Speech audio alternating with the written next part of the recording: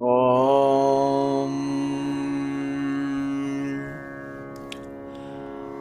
Naumi Chit Pratibham Devim Param Bhairava Yogini Matrmana Prameyam Shashula Bhuja Kritaspadam. Om, salutations to that goddess who is inseparable from Bhairava, who is always in union with Bhairava, who is the flash of insight whereby awareness becomes aware of itself. I praise that goddess who abides in this lotus heart, mounted atop the trident of the three principal nadis. Salutations to that goddess who is transcendent, immanent, and both transcendent and immanent, manifesting herself in each and every moment as the trinity of knower, knowing, known. Naumi devim sharirastham nrityatam bhairava kritehe pravirinmekha ghanna vyoma vidyulekha vilasinim vidyulekha vilasinim. Om. Salutations to that goddess who is beautiful and playful like a streak of lightning flashing across the sky in the monsoon season. She is that goddess Kundalini or Kutila Devi who abides in the body of the dancing Shiva. Salutations to that energy that is one with Shiva. Om Asmadrupa Samavishtaha Swatmanatma Nivarane Shiva Karotu Nijaya Karotu Nijanama Shaktya Tatatmane. Om, verily am I Shiva. Let us all worship Shiva, who has penetrated and become me by virtue of contracting his very own essence nature. May that Lord Shiva, who is none other than my very own essence nature, worship himself through himself by his own powers. Om Namah Shivaya Atmaiva Sarva Bhaveshu Spurana Nivrita Chidvibhu Anirude Cha Prasaraha Prasadrikriya Shiva. Salutations to that Shiva who is the very self appearing in all beings, who is ever shining, ever powerful consciousness, the one reality whose will is unimpeded and who manifests as all cognition and all action, which is ever expanding and is his own infinite glory. Kintu durgata karitvat svachandya nirmala daso swatma prachadana krida pandita parameshwara. Om, salutations to that Shiva who is ever skilled, pandita, ever wise, at being able to hide himself from himself, all in a spirit of krida, play, without ever once losing his purity and innate power and independence. May this be an offering at the lotus feet of Shiva. Om Shanti Shanti Shanti Sarvam Shivatmakam. Verily, all this is Shiva. Om, peace, peace, peace.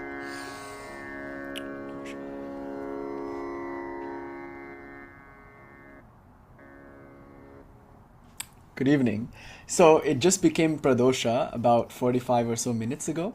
And Pradosha is the 13th day of the moon cycle, which is very, very sacred to Lord Shiva. And today is Monday. So we know Monday is an especially sacred day for Lord Shiva. We know that Pradosha, the 13th day of the moon, is also very sacred for Lord Shiva. And not just that, it's the Pradosha of Monday of Shravana Mas, the sacred month of Lord Shiva. So it's like, I'm looking for a guy in finance, trust fund, 6'5", blue eyes. Check, check, check. We've got Monday, Pradosha, Shravana. Jackpot for Lord Shiva. It's kind of like a Tuesday new moon Kali Puja, like Shyama Kali. So imagine like Ratanti Kali Puja or Shyama Kali Puja on the Tuesday new moon. That's just, in the Smashan at midnight. That really is like trust fund, 6'5", finance. So like that, we have a very, very nice day today, a very, very auspicious day. So I thought we should do something rather ambitious because Lord Shiva's grace is always flowing, infinitely flowing. One can do this kind of discussion any day. But we argue that like certain days that grace is more palpable. It has nothing to do with Lord Shiva. Obviously, like Lord Shiva's grace is equally all pervasive everywhere all the time and equally available to each and every individual. It's not on Lord Shiva's side that the grace can be mitigated, but it's on our side and our receptivity and sensitivity to that grace. So although the winds of grace are always blowing, it's not always the case that we've unfurled our sails, as Sri Ramakrishna would say. So it's not always the case that we're able to take advantage of that grace and sail with it. But on these days, like on Mondays, which are sacred to Lord Shiva, on days like this, on Pradosha or Ekadashi, on the sacred days of the moon, like Amavasya, the new moon, or Purnima, the full moon, on these sacred days, or like my favorite, the Ashtami, the 8th day of the waning moon or waxing moon, like on these sacred days, at these sacred hours, our sails might be unfurled a little bit more. just naturally. There's a special kind of grace in the air, not because Shiva's grace ever changes. It's equally all pervasively present everywhere all the time for everybody, but because our sensitivity to that grace might change as per the you know, time and the astrological and various other forces that are at play. So it's a special time, and because it's a special time, because Lord Shiva's grace is especially flowing, I thought we should take up the very highest and somewhat most provocative of the teachings within the Shaiva, Shakta, Tantric world. And I want to really explore the implications of this kind of non-duality, which are tremendous for one's personal life and for social life, for political life, and of course for on a metaphysical and epistemological level, for everything. It's like a really profound revelation, this type of non-duality. And we've been exploring it in the course of the past few lectures, but today I really want to get into why it's so radical, why it's so progressive even.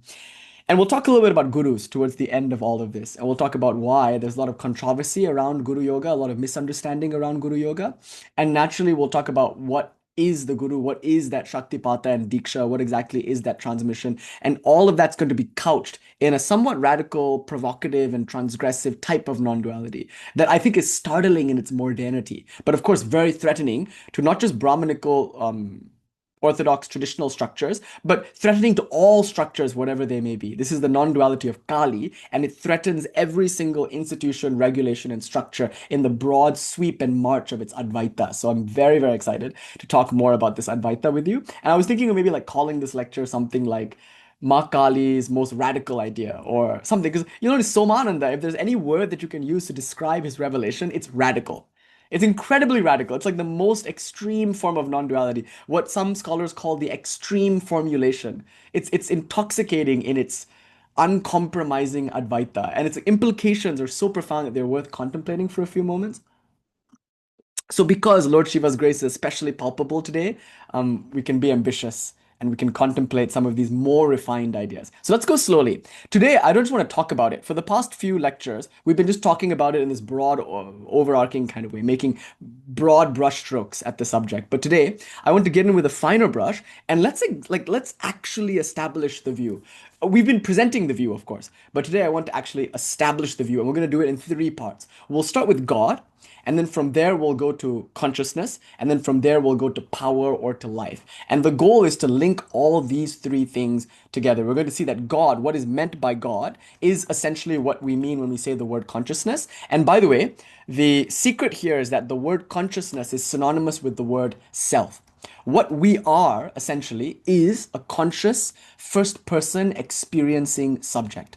That is the essence of what I am. I, as a being, am experiencing my embodiment as a series of sensations, a series of thoughts, a series of emotions. In fact, that is essentially what my life is. A series of experiences, one after another. And some of those experiences are gross, physical, tangible experiences like smells and tastes and things that I can see and things that I can touch and things that I can hear. Some of those experiences are much subtler. They're thoughts, they're emotions, they're memories, they're dreams, they're projections. And some are even subtler than that. Some of my experiences are precognitive movements, stirrings within my soul. Like you could say, when we use the word soul, we're referring to something deeper than the cognitive mind. We're referring to something that feels holy and sacred, and perhaps we can perhaps call it prana or something like that. So on the level of the deha, on the level of the body, I'm interacting with the world, which is a series of sensations.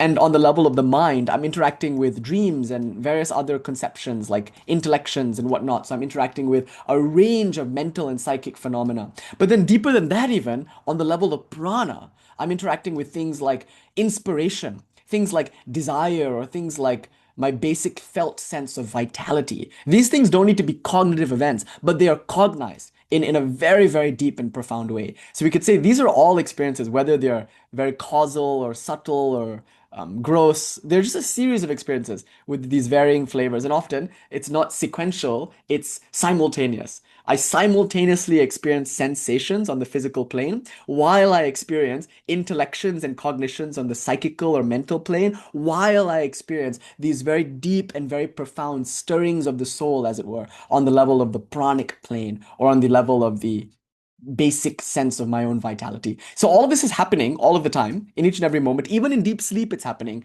because even there I can sense my own absence. So much so that I wake up and say, I slept deeply, I didn't dream anything, I didn't know anything, I slept like a log, I slept like a stone, etc. Even there, some level of experience is occurring. A primal intuitive, immediate sense of experience occurs even in deep sleep. So there's never a time when I'm not experiencing, arguably. But the very fact that I'm experiencing means I am essentially an experiencing subject. That's the key to this understanding, that I am essentially at my core an experiencing first person principle. And the word for that is, of course, Atma, meaning self. But that is synonymous with what we call chid or samvit or sakshi, the witness, the conscious being, consciousness, essentially. So this is already the most radical thing you could imagine, that God, the object of adoration and focus and reverence in all the major world religions, that reality, which is the supreme reality, the one who creates, maintains, destroys, and the one who hosts the macrocosm, the one in whom entire solar systems appear and disappear, that awe-inspiring, inconceivable absolute is one and the same with my very own essence nature. That's perhaps the most radical and thrilling statement that we get as early as the Upanishad. Tattvamasi Shvetaketu, that thou art. Like that reality which you've been learning about, or that reality which encompasses it all, that macrocosmic Brahman, that is none other than your felt sense of being. You are that, Tattvamasi. So this is radical. And of course, this is the claim of the Upanishads, especially it's emphasized in the Advaita Vedanta tradition. So that's the most radical claim in the Advaita Vedanta tradition, that there is no God but the self. In fact, there is no God even. There is no world. There are no souls. There is only this self, which is Satchidananda, existence, consciousness, bliss. That's a crazy claim. That's a profound claim. But then the Tantric non-dual world makes maybe one further claim, one further link. So it's not just that God is the self. That's already huge, right? And profound and wonderful. But it's not just that. It's God is the self, and that God who is the self is dynamic. So the third thing that we're going to say is about life. It's about power, it's about energy.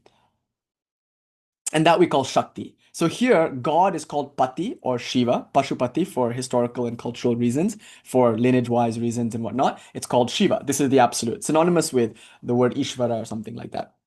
I mean, no, the word Ishvara can also be used in a technical sense within the concept of the 36 tattvas, but we'll put that aside for now. Here we'll say Lord Shiva, Pati is God, and we're going to say that that God is none other than Samvit or consciousness, which is my very own self. And more importantly, arguably, the unique and innovative claim that's being made here is this, that this God who is my very own self is a dynamic, desiring God, a willing, knowing, doing being that is conscious of itself. So these five powers, you can call it like a pentadic structure of dynamism. There's the Chit Shakti, the power of cognition, consciousness itself. Then there's not cognition, consciousness. Then there's Ananda Shakti, the power of reposing in one's own consciousness, the bliss and fullness of being and knowing that you are, which necessarily leads to three, as it were, expressions: the expression of pure desire, cognition, and action. So this Chit Shakti, Ananda Shakti, Icha Shakti, Jnana Shakti, Kriya Shakti, pentad is the dynamism of Lord Shiva. So these five in one represent Shiva Shakti, which is my very own essence nature. So I am God, but I am that God which is willing, knowing, and doing. I am that God that is self-reflexively aware of my own being. That's the kind of unique claim that we get in the tantric world. So these five powers, these five energies, if you will, are not necessarily five. Just like my five fingers are part of one hand, they're all inseparably one with my palm, thus making my hand. Similarly, these five Shaktis, or these five energies, are considered the five heads of Lord Shiva, the five mouths of Lord Shiva. In the Vijnana Bhairava Tantra, it said that she is the doorway to Shiva, the face of Shiva, the mouth of Shiva. Shaivi Hocha Mukyate, the face of Lord Shiva. But not only that, Abhinavagupta goes further to say she's the essence of Lord Shiva. There's a tadatmya, a one-to-one relation. They are non-different. They're one and the same reality. So the static, quiescent consciousness, which Advaita Vedanta talks about a lot as Brahman, that is inseparably one, non-different from this dynamic Ananta Shakti Paripurnam, this reality which is full of infinite power and infinite dynamism, which at bottom can be called a pentadic structure. Five. But even more primordial than that is a tetradic No, triadic structure actually. And the triadic structure is just willing, knowing, and doing. The other two are already implied in Shiva. It's that desiring power, that cognitive and active power that makes Shakti Shakti. In fact, it can even be simplified further. From a pentadic structure of five powers, you can go to a triadic structure of three powers, and from there you can go into and triangulate into one of those powers, which Somananda focuses on the most. And that is, unsurprisingly, the power of desire. Icha Shakti.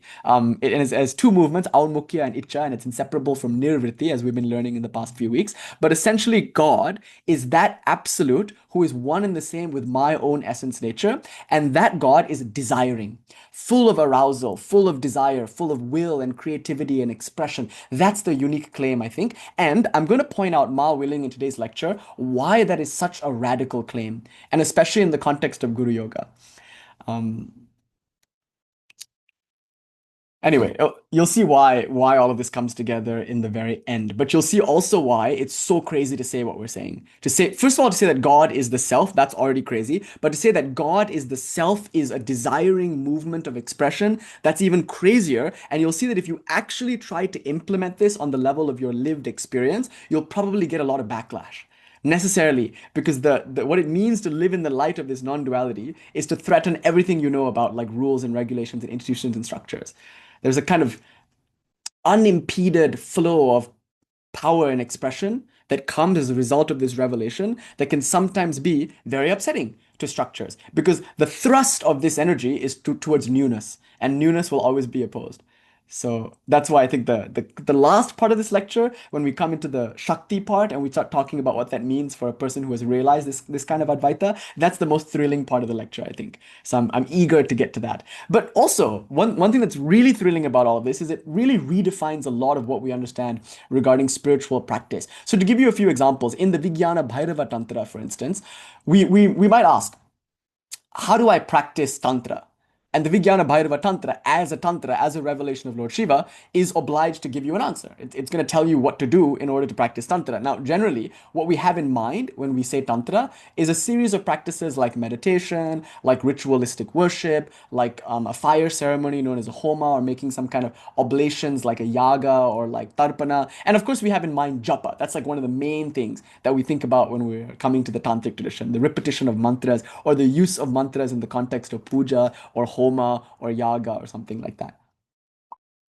Now, when you ask this question, what is meditation? You often expect to get an answer about, like, okay, here's what you meditate on, here's the mantra that you say while you meditate on that. You should focus on this part of the body, see this kind of lotus with this kind of light, etc., etc. Visualize this kind of deity with these many arms or these many heads, whose skin is this color, holding this weapon, holding that weapon, standing on this corpse or sitting on that lotus or something like that. That's what you can imagine the tantra is going to tell you. And most tantras will tell you that. When you ask what is meditation, their answer is to provide some kind of object for you to focus on. And this is there in Patanjali as well. So Patanjali, his Yoga Sutra is the manual par excellence for meditation. And there he gives a series of different objects, different dhyayas they're called, meditation supports. Let's just call them supports. We can even call them ashrayams, like something for your mind to take refuge in, something for your mind to stay fixed with, so that you can practice dharana, concentration. And through dharana, one accesses dhyana, meditation. But look, the Vijnana Bhairava, which is speaking from this particular point of view that we're going to explore today, says the following. It says, Dhyanam hi nischala buddhira nirakara nirashraya. Natu dhyanam sharirakshi mukha hastadi kalpana. Meditation is keeping your mind unwaveringly fixed in the formless absolute without taking recourse to any object of meditation.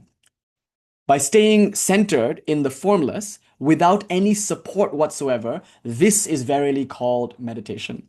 And then Lord Shiva goes so far as to say, Natu dhyanam shariraksha mukhastadi kalpana. So like hastadi means hands, etc. So meditation is not visualizing a deity with a body and with face and with hands, etc.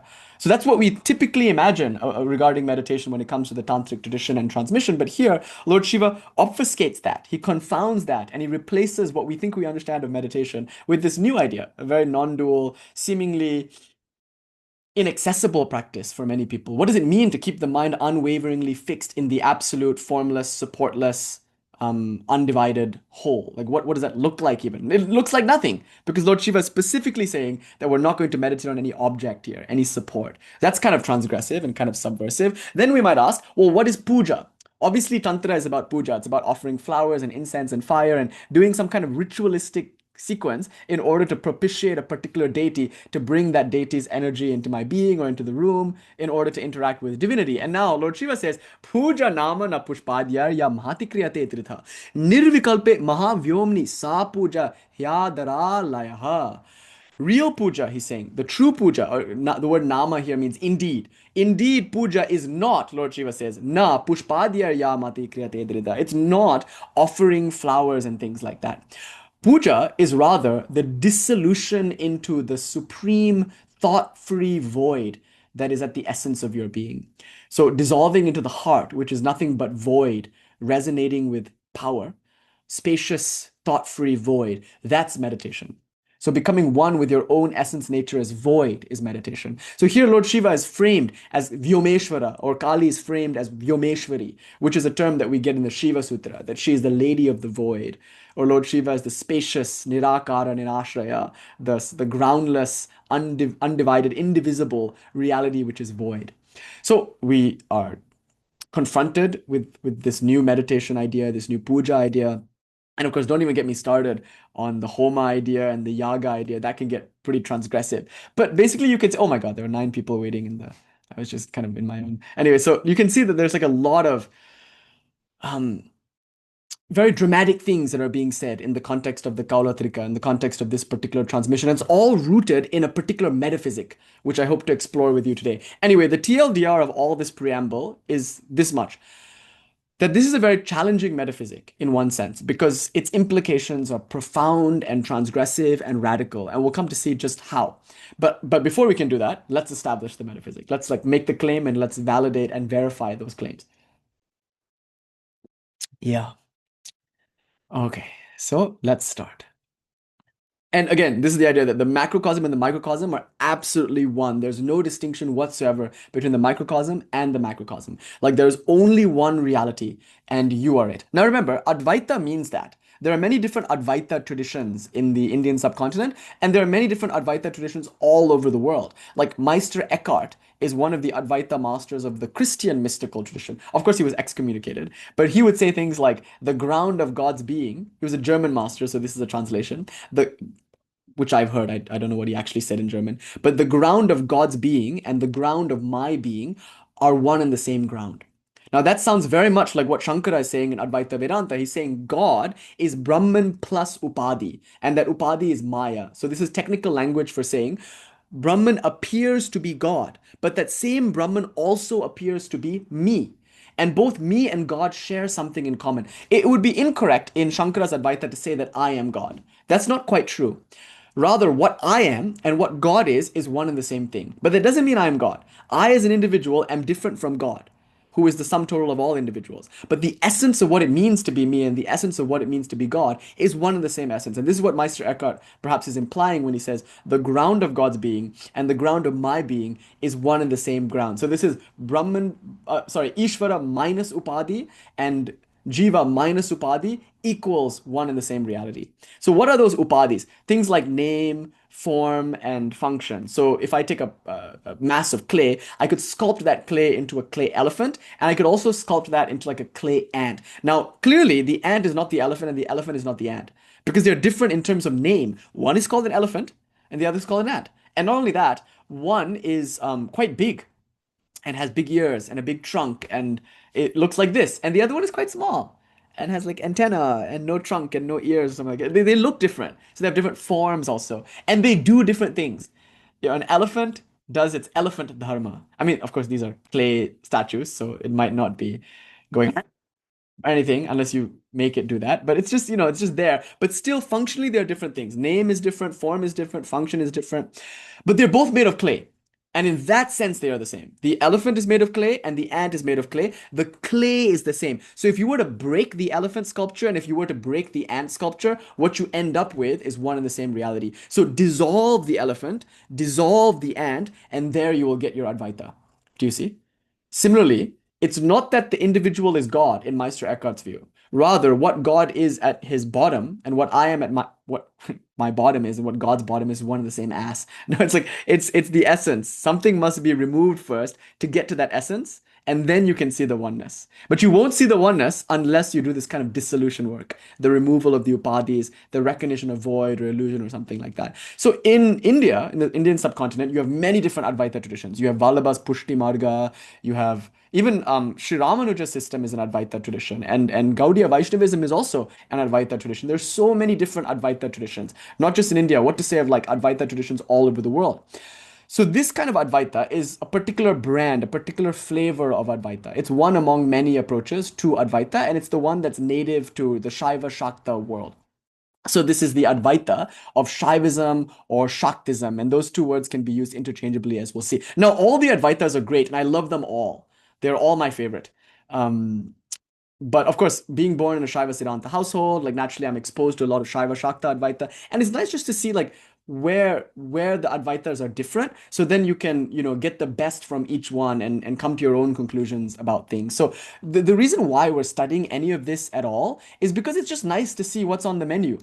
You don't have to just order the thing that you're given. It's the kind of restaurant, like Indian spirituality is the kind of restaurant where there are options and each one is great and each one will appeal to a different kind of person for different reasons. And that's perfectly fine. So it's nice to do this kind of comparative work. But to do the comparative work, though, we have to pay close attention to the nuances that distinguishes one form of Advaita from another. If we just make a hodgepodge out of everything, we might lose the essential teachings of each one of these things. They might not shine as clearly if they're not seen in their own light, if they're all just mixed and made a hodgepodge of, a big kitchery of. So I like to distinguish them. I like to say, this is what this Advaita looks like, and this is what that Advaita looks like, and here's how they are different. But the disclaimer always when we do this kind of work is that they're all equally great.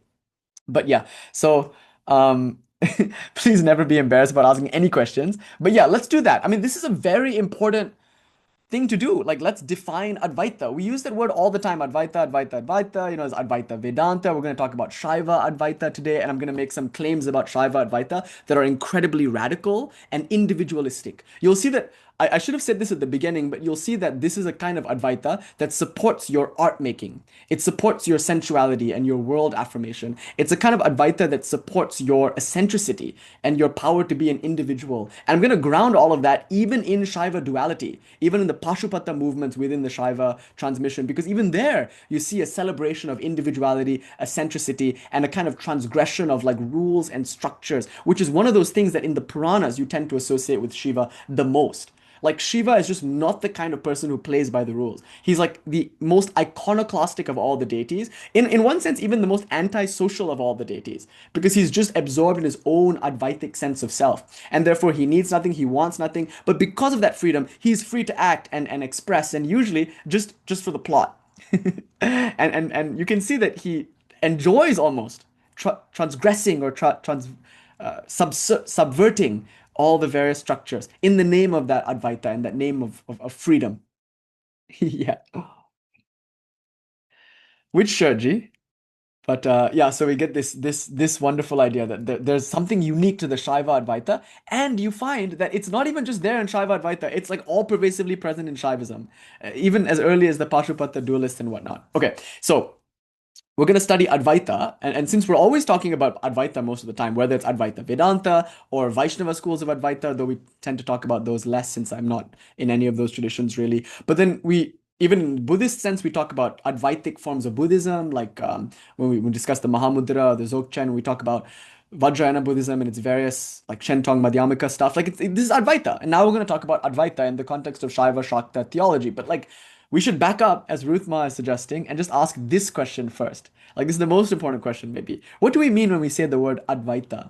So the means not, it's like a negation, and the Dvaita means duality. So and Advaita means not two. That's what it means. Not two. And by not two is meant, of course, one. But of course, we can really get into a lot of nuance as to why we say not two as opposed to one. And we'll just say this for now, because it appears like there are more than one.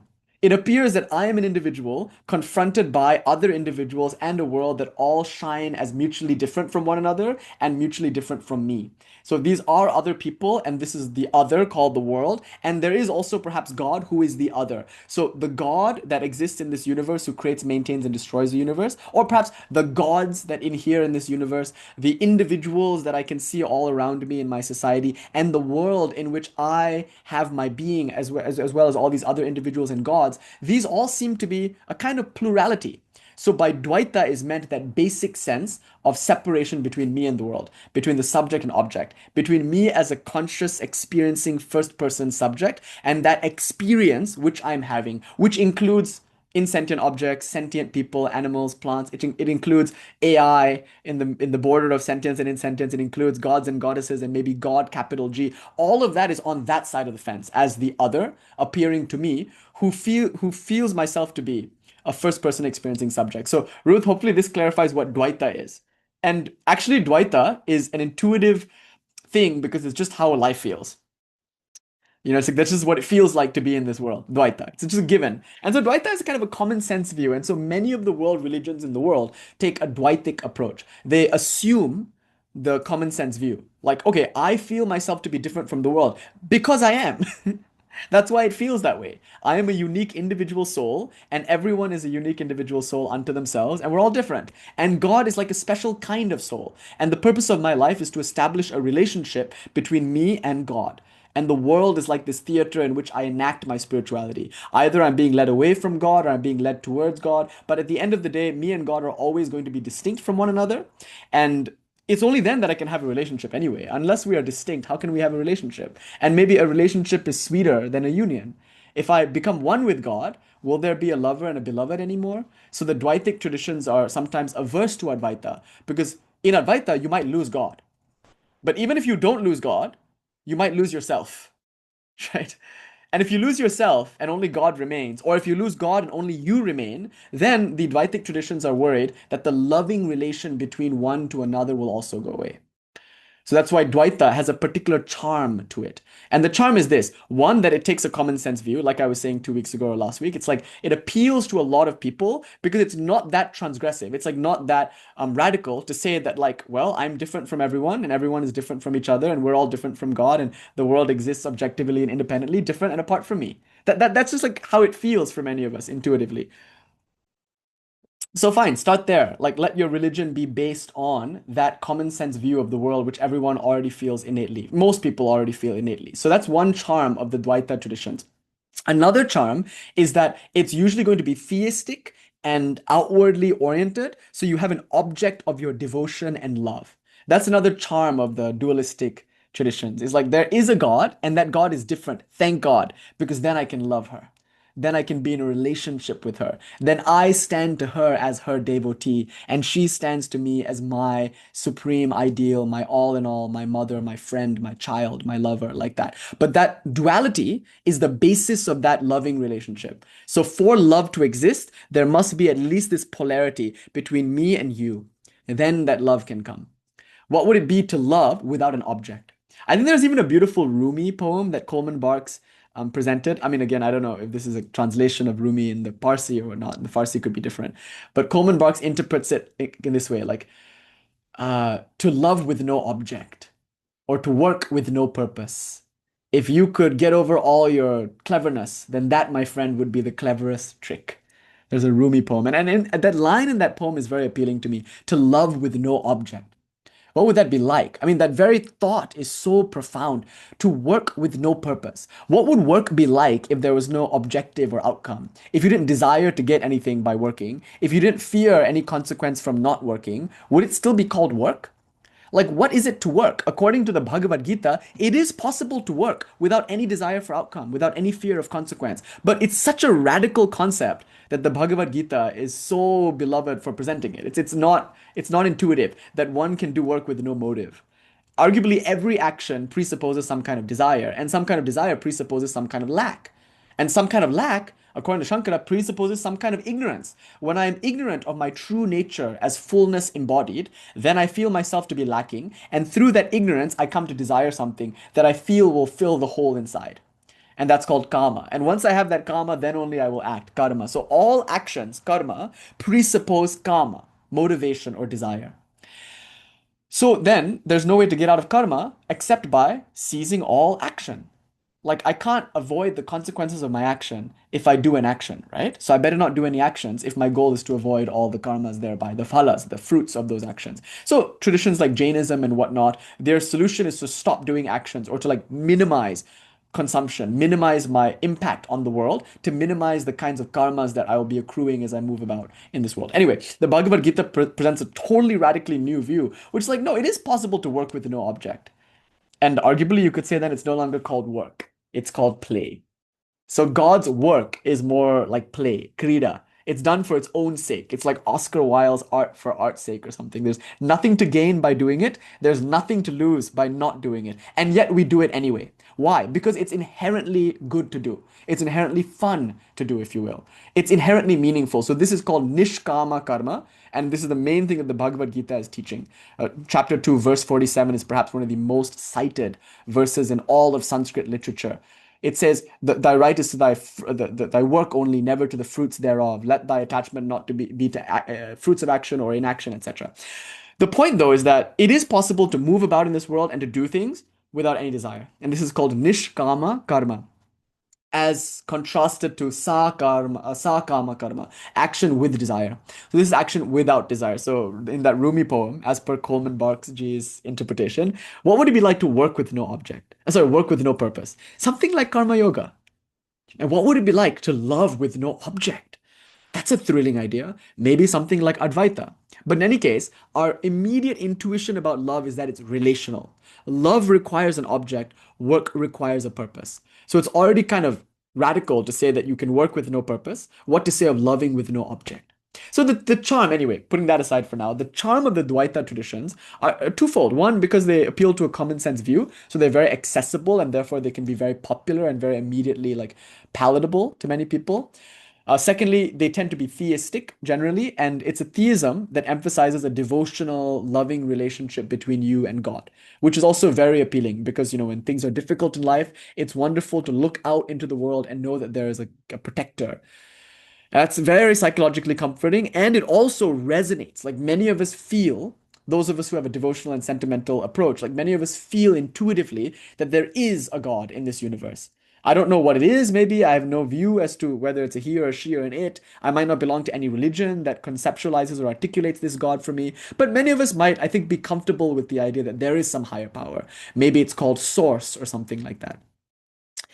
I have a friend, and it's very sweet because she's like a raging atheist, and she's always understood me to be like a kind of Christian, I guess, because she's only ever grown up among Christians. And then when she met me, I guess because I love Jesus and I'm always talking about Christianity, she's like, okay, like this, he's a Christian. I mean, obviously, like I'm practicing Tantra in the context of Kālī worship, but in her mind anyway, I'm a Christian. So we're in the elevator one day, and she's like kind of like looking at me, and she's like, you know what, Nish? I've never in my life met a Christian that I liked until I met you. And I said, wow, that's the sweetest thing you've ever said. Thank you. I was very touched by that. But I think the point that she was trying to say is that like her experience of religion has been of a lot of like bigotry and anger and judgment. And she was happy to see that there was somebody who believed in God or who could like accept the Christ who wasn't bitter and angry and judgmental because that was her experience up to that point. So she rejects God, and she said that with a lot of reservation too, And then anyway, as part of the AA program, she was invited to like accept the idea of a higher power and to surrender to it. And of course, that's an interesting thing for her because she's a raging atheist. She's like absolutely rejecting the idea of God. But now she's really come around on the idea. So seeing her, it was very interesting because in that moment, in the depths of her despair, looking for help in that community, she was able to at least stomach the idea because it was presented as somewhat amorphous. It's up to her to decide what that deity would be. Like she doesn't have to accept the Christian God. And that was her hang up. It was not really with God, but it was with the bigotry and the fanaticism of those who represented God. You had to accept their God by their doctrines in their particular way. Only then can you be considered a devotee of God. But when she was practicing in the AA community, like the kind of God that she was exposed to there was no doubt a dualistic idea of some higher power that exists apart from you, that takes care of you and takes responsibility for you. But you're allowed to conceive of that God any which way you want. Unsurprisingly, the founder of AA was related to the Trabuco Canyon Monastery in Southern California. He's related to Vedanta, to Ramakrishna. And so this is a very uniquely Ramakrishnan idea. So the AA tradition is also somewhat associated to Ramakrishna and Vivekananda and whatnot. But the idea is that like anybody can conceive of God any which way they want. That's one of the appeals of the Sanatana Dharma approach. In Hinduism, you could argue, and this is not always true, because some traditions insist that their God alone is true. Like Gaudiya Vaishnavas might say, Krishna is the highest reality. The others are real, but they're like demigods. Krishna alone, Sri Krishna is the highest. So you get that kind of evangelical attitude, of course, also within the context of Sanatana Dharma. But generally, the general attitude is there is God, and you can come along and conceive of that as you like. It can be anything. It could be Krishna, it could be Kālī, it could be um, Saguna Brahman, like the formless personal deity, whatever you want. And so that's there in AA, and that she could stomach. The idea that there was this higher power, and it was the God of her own understanding, so she could relate to it however she wanted. But she intuitively was comfortable with the idea of there being a higher power. So I think many of us don't belong to religions that articulate a particular kind of God. But if you were to ask most people, like, are you convinced that there's some kind of higher power? They wouldn't, I think, be outright atheist. Most of them would be somewhere in that like gray area agnostic camp where they're at least open to the idea of such a being. So they might be like, yeah, yeah, like there's a higher power. I'll call it source, or call it universe, or call it nature, or something like that. So the dualistic views, to answer Ruth's questions, actually all of this is an answer to Ruth's question, which is not at all basic, but rather I would say foundational. And the question is like, what is Advaita? Well, to understand Advaita, we have to first understand Dvaita. And in Dvaita, there is God, and God is separate from me, and I can love God. Thank God for that. The duality gives me a loving relationship. And it's already what I feel. I already feel like I'm different from other souls. I already feel like I'm different from the world. And I, for the most part, intuitively can accept that there is a higher power. Okay. But this also comes with the idea of right and wrong, good and bad, holy and unholy, pure and impure. Because now that there's God, and now that there is like the absolute, which is considered to be the absolute morality, the absolute good, the absolute beauty, the absolute value, there's also necessarily that which is not that. Do you see? So the moment you have God, you also, in the dualistic context, have something that is not God. And this could be the opposite of God. It could be like a figure like the devil or the demiurge or something that actively opposes God. Or at the very least, it's the world. It's the individuals that are not God. God is God, and God is transcendent to this world. And we individuals inhere in a world that has unholiness in it. Because God is defined as the holiest of the holy, and because God is dualistically other than this world, then the implication here is very simple. The world is not holy. At least it's not as holy as God. So just by comparison, the world is somewhat fallen. The world is unholy or impure. So once you have duality, obviously it appeals to very common sense notions that we have about ourselves and about the world and about God, but it also brings with it these shadow sides, if you will. The idea of judgment, the idea of good and bad, the idea of holy and unholy, the idea of right and wrong. And this is also something that we hold on to very, very fervently as a society. We judge others and we judge ourselves because of our learned ideas of what's right and what's wrong. We don't know that they're absolutely right or absolutely wrong. We just learned that some things were right and some things were wrong. Or we just learned that some things were good or some things were bad. We were conditioned to see things in this way. So when we talk about duality, we're talking about the sense that God is different from me, or that at least the world is different from me. We're talking about the sense that I am a discrete individual. But we're also talking about dichotomies, polarities, and dualities that exist on the psychological and societal level, which basically feel like morality, judgments, and conditioning in society and institutions and rules. See, rules, the whole function of rules is to move you away from something undesirable towards something desirable. So already you have a kind of duality there, the good and the bad. Without that basic duality of good and bad, like structures, institutions, spiritual practices, like none of that would work. Arguably, religion and spirituality doesn't really work unless you have some idea of good and bad. Good can be just spiritually desirable or morally preferable or aesthetically more valuable. So it could be an axiological or metaphysical claim, it doesn't matter. But like without that good, the idea of the good, then what's the point of moving towards it? And why move towards it unless I conceive of this as not being as good as that? in essence, bad. So where I am now is bad, like this fallen world of shadows and whatnot, and God is good, and so where I'm going is good.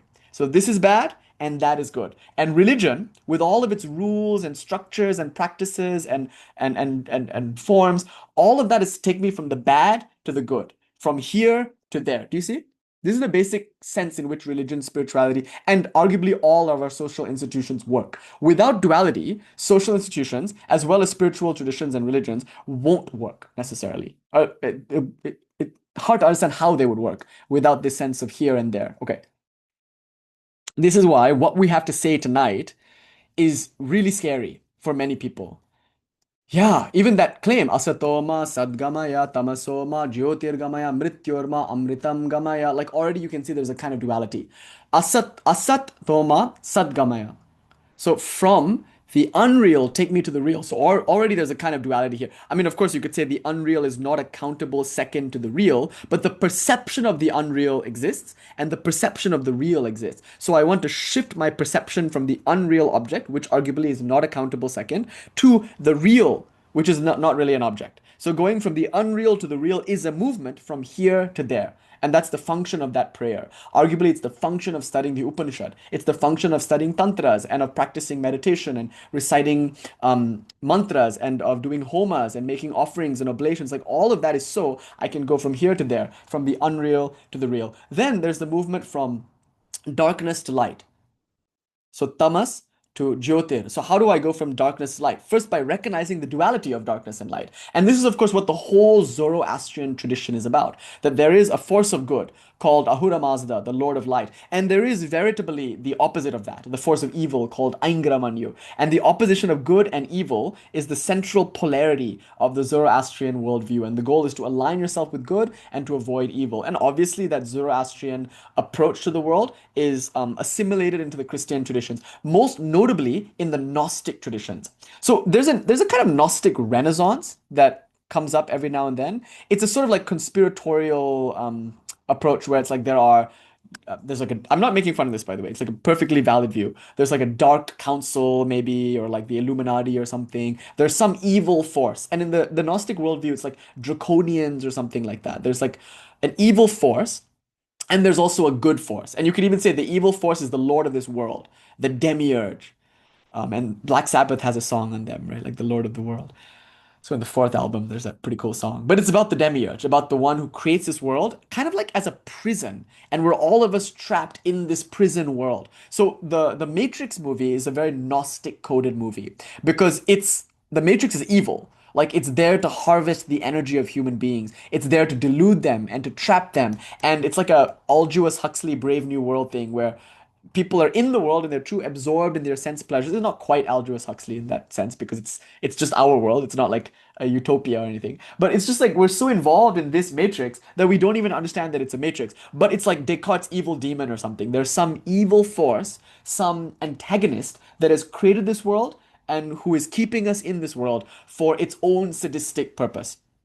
So that's Aingramanyu, the noxious spirit, or Ahriman as it's called in the Zoroastrian tradition. And then far beyond this noxious world, filled with death and decay and impurity, is a land ever free in a galaxy far, far away. Like there's like this transcendental realm where Ahura Mazda lives with his Farvashis and whatnot. It's like a heaven. And the goal is to get there. So this idea is very much within the modern kind of conspiratorial, like there are light councils and dark councils, and some people are trying to delude me. Is Elon Musk an Arcturian or like a Mesopotamian, Babylonian king? Or is he like this idea is like it's couched in the terms of good versus evil. And where is everyone's alignment, you know? And some people are like, oh, that person is the Antichrist, or like you'll take some rods. I know it sounds like I'm making fun of it. I'm not. It's just not my view. And it's still a good view. I'm sure it like really works for some people. And here's the thing. It doesn't really have a name, but if I were to say anything, it would be like kind of like a Gnostic revival movement. So when you say like the Illuminati, or when you say the Dark Council or something, it might be this Gnostic idea of like draconians or some kind of dark side. Yeah, I think that's nice, Daryl. Neo-Gnostics, maybe. But the original Gnostics, a lot of their text were incredibly dualistic. And there's this fantasy, I think, in the modern world where we want a non-dual Christianity. So we look to things like the Gospel of Thomas and we say like, oh, Gnosticism is non-dual Christianity. That's our like maybe modern fantasy. And it's true, there might be some non-dual ideas in text, like the Gospel of Philip, the Gospel of Mary Magdala, the Gospel of Thomas, especially the Gospel of Thomas. And these are, of course, non-canonical texts. They're not in the Bible, but they were very important texts in the tradition prior to Constantine's ecumenical councils and his like Nicene Creed and whatnot. So like prior to the canonization of the Bible, and even long after the canonization of the Bible, there continued to exist texts of great importance to traditions in the Levant that were identifying as Christian. And some of those traditions would later be called heretics. And so you could say, like, oh, all of these traditions that were practicing books that were not canon, they were Gnostics. But as Gnostics, they might have had some views, like they might have rejected that Christ was ever a man. So this is called the docetic Jesus, that Christ has only ever been like a Ben Kenobi, Obi-Wan Kenobi, like force apparition or something. Like Gnostics are a very diverse group, but many Gnostic texts are very dualistic, and they pit the forces of good and evil against one another. Like there's like one where like Azazel comes down, and like Enoch is telling the story where Azazel comes and like Prometheus, he teaches people things that they should never learn. He teaches them how to make bronze weapons. He teaches them how to apply makeup. Teaches them the art of seduction. He teaches them things like astronomy and magic and all of these things that people use to like fuck their lives up. And so Enoch is like, God, thou seest what Azazel has done. Or like some angel is saying this to God. Like, thou seest what Azazel has done. He hath brought unto humanity the art of metallurgy, and thereby taught them to wage wars. He has brought unto them the art of darkening the eyelashes, whereby they become infatuated with their own like vanity. He has taught them the art of speechcraft, by which they beguile their own minds and each other in the like political sphere. And worst of all, he has taught them the arts of magic, by which they think they are like thee. You know, so that's why I think many Christian families would really have a problem if you watched Harry Potter. It's kind of like magic, right? Like some of you grew up in households where your parents would probably like, don't watch Harry Potter because it's kind of like magic is yeah, it's frowned upon in the Christian world. It's like I will do something, hare, God will do it. Yeah, and so yeah, exactly. So you can see this like this Shukra type figure or this Promethean figure or this Azazel figure. It's like a teacher who teaches people things that they ought not know. Because it's not that these things are bad. Maybe God would have taught people astronomy and magic and like linguistic arts and makeup and weapon making. Like maybe God would have taught people all of these things. It's just that the sequencing was wrong. God felt like maybe you need to grow up a bit first before you could handle this knowledge. But Azazel was like, no, I love people. Or it said actually that Azazel is just, it's for the plot. He just wants to like thwart God. So to thwart God, he like ruins God's delivery. It's like God is like he like basically like spoils the movie or like tells the punchline of the joke or he's just doing it to kind of spit in God's face, if you will. Um, anyway, so these things are forbidden knowledge, and Azazel teaches them to humans. And not only that, apparently Azazel and his cohorts also like mate with human women and produce like a race of giants or something like that. I know some of you like control yourselves, okay? Relax. I know this is what you want, but just chill. So like this idea that now like there's this group of beings that are like demigods, and they teach people stuff which can get them into trouble, and they also through people form a whole new race of like other demigods. So they're angels, and then they form a race of humans which are bad, and they are bad, and they're all opposing God's plan. Yeah, things like that, like spiders skittering on the edges of time, space, and causality, trying to keep the integrity of the matrix and the abyss, and they're the bad guys. So in the Gnostic view, it's a war. A war is being waged between the forces of light and the forces of darkness, and you could say all of that's God's play, it's God's chess game, but usually it's spoken of with some gravity. So in the dualistic framework, there's this idea of good and bad, and that can exist on a metaphysical level. You know, like God is opposed by that which is not God. God is pure and the world is impure. Yeah, like that, exactly like that. Or like God is good and the world is bad, or at least the devil is bad, the demiurge is bad, and the devil's cohorts are bad. So you have angels and you have fallen angels. You have the cohorts of Michael and the cohorts of Azazel, and the two of them are warring, and the battlefield is enacted upon the human heart and the human mind.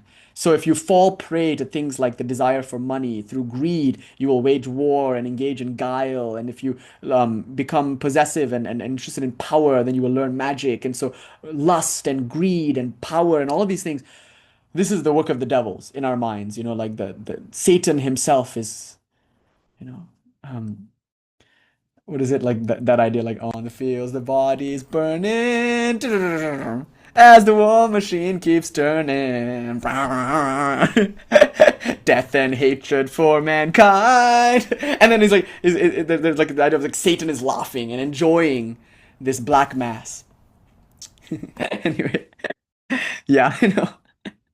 So all of that, okay, like all of that imagery is of course co-opted by the Shakta Shaiva tradition, and you can see it's like it's Kālī who is laughing and dancing in the cremation ground of the world, and all of this is her play, and that's God because God is non-dual. But this idea of like just like witches at black masses, it's like it's dark. It's supposed to be dark, like it's bad. It's like there's war and there's death and hatred and violence, and all of that is the work of the devil. Whereas God is good and holy and pure and wants love and peace and wellness and whatnot. So these two are opposed to one another.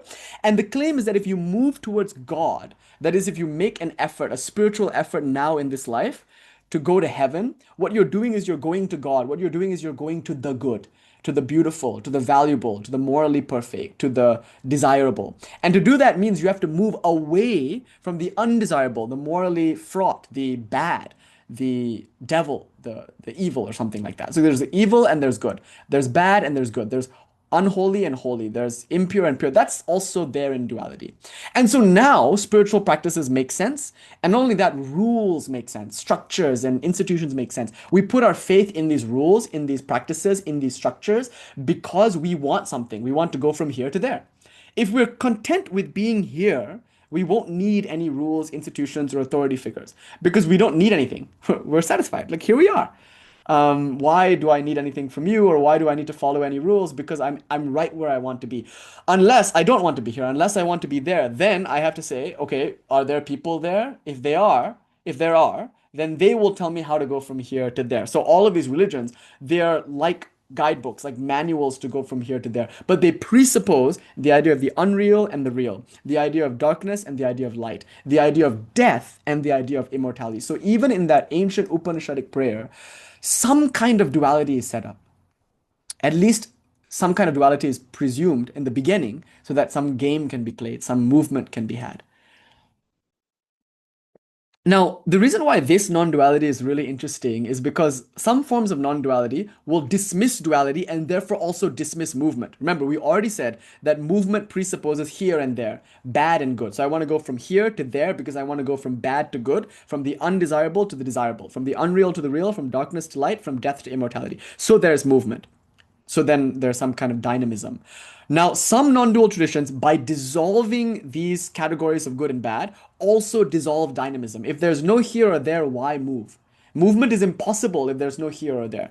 So there's no more dynamism. So many non-dual traditions are non-dynamically non-dual, meaning they dissolve the world, and the goal for the practitioner is a kind of quietistic state, arguably, a state of silence and a state of stillness.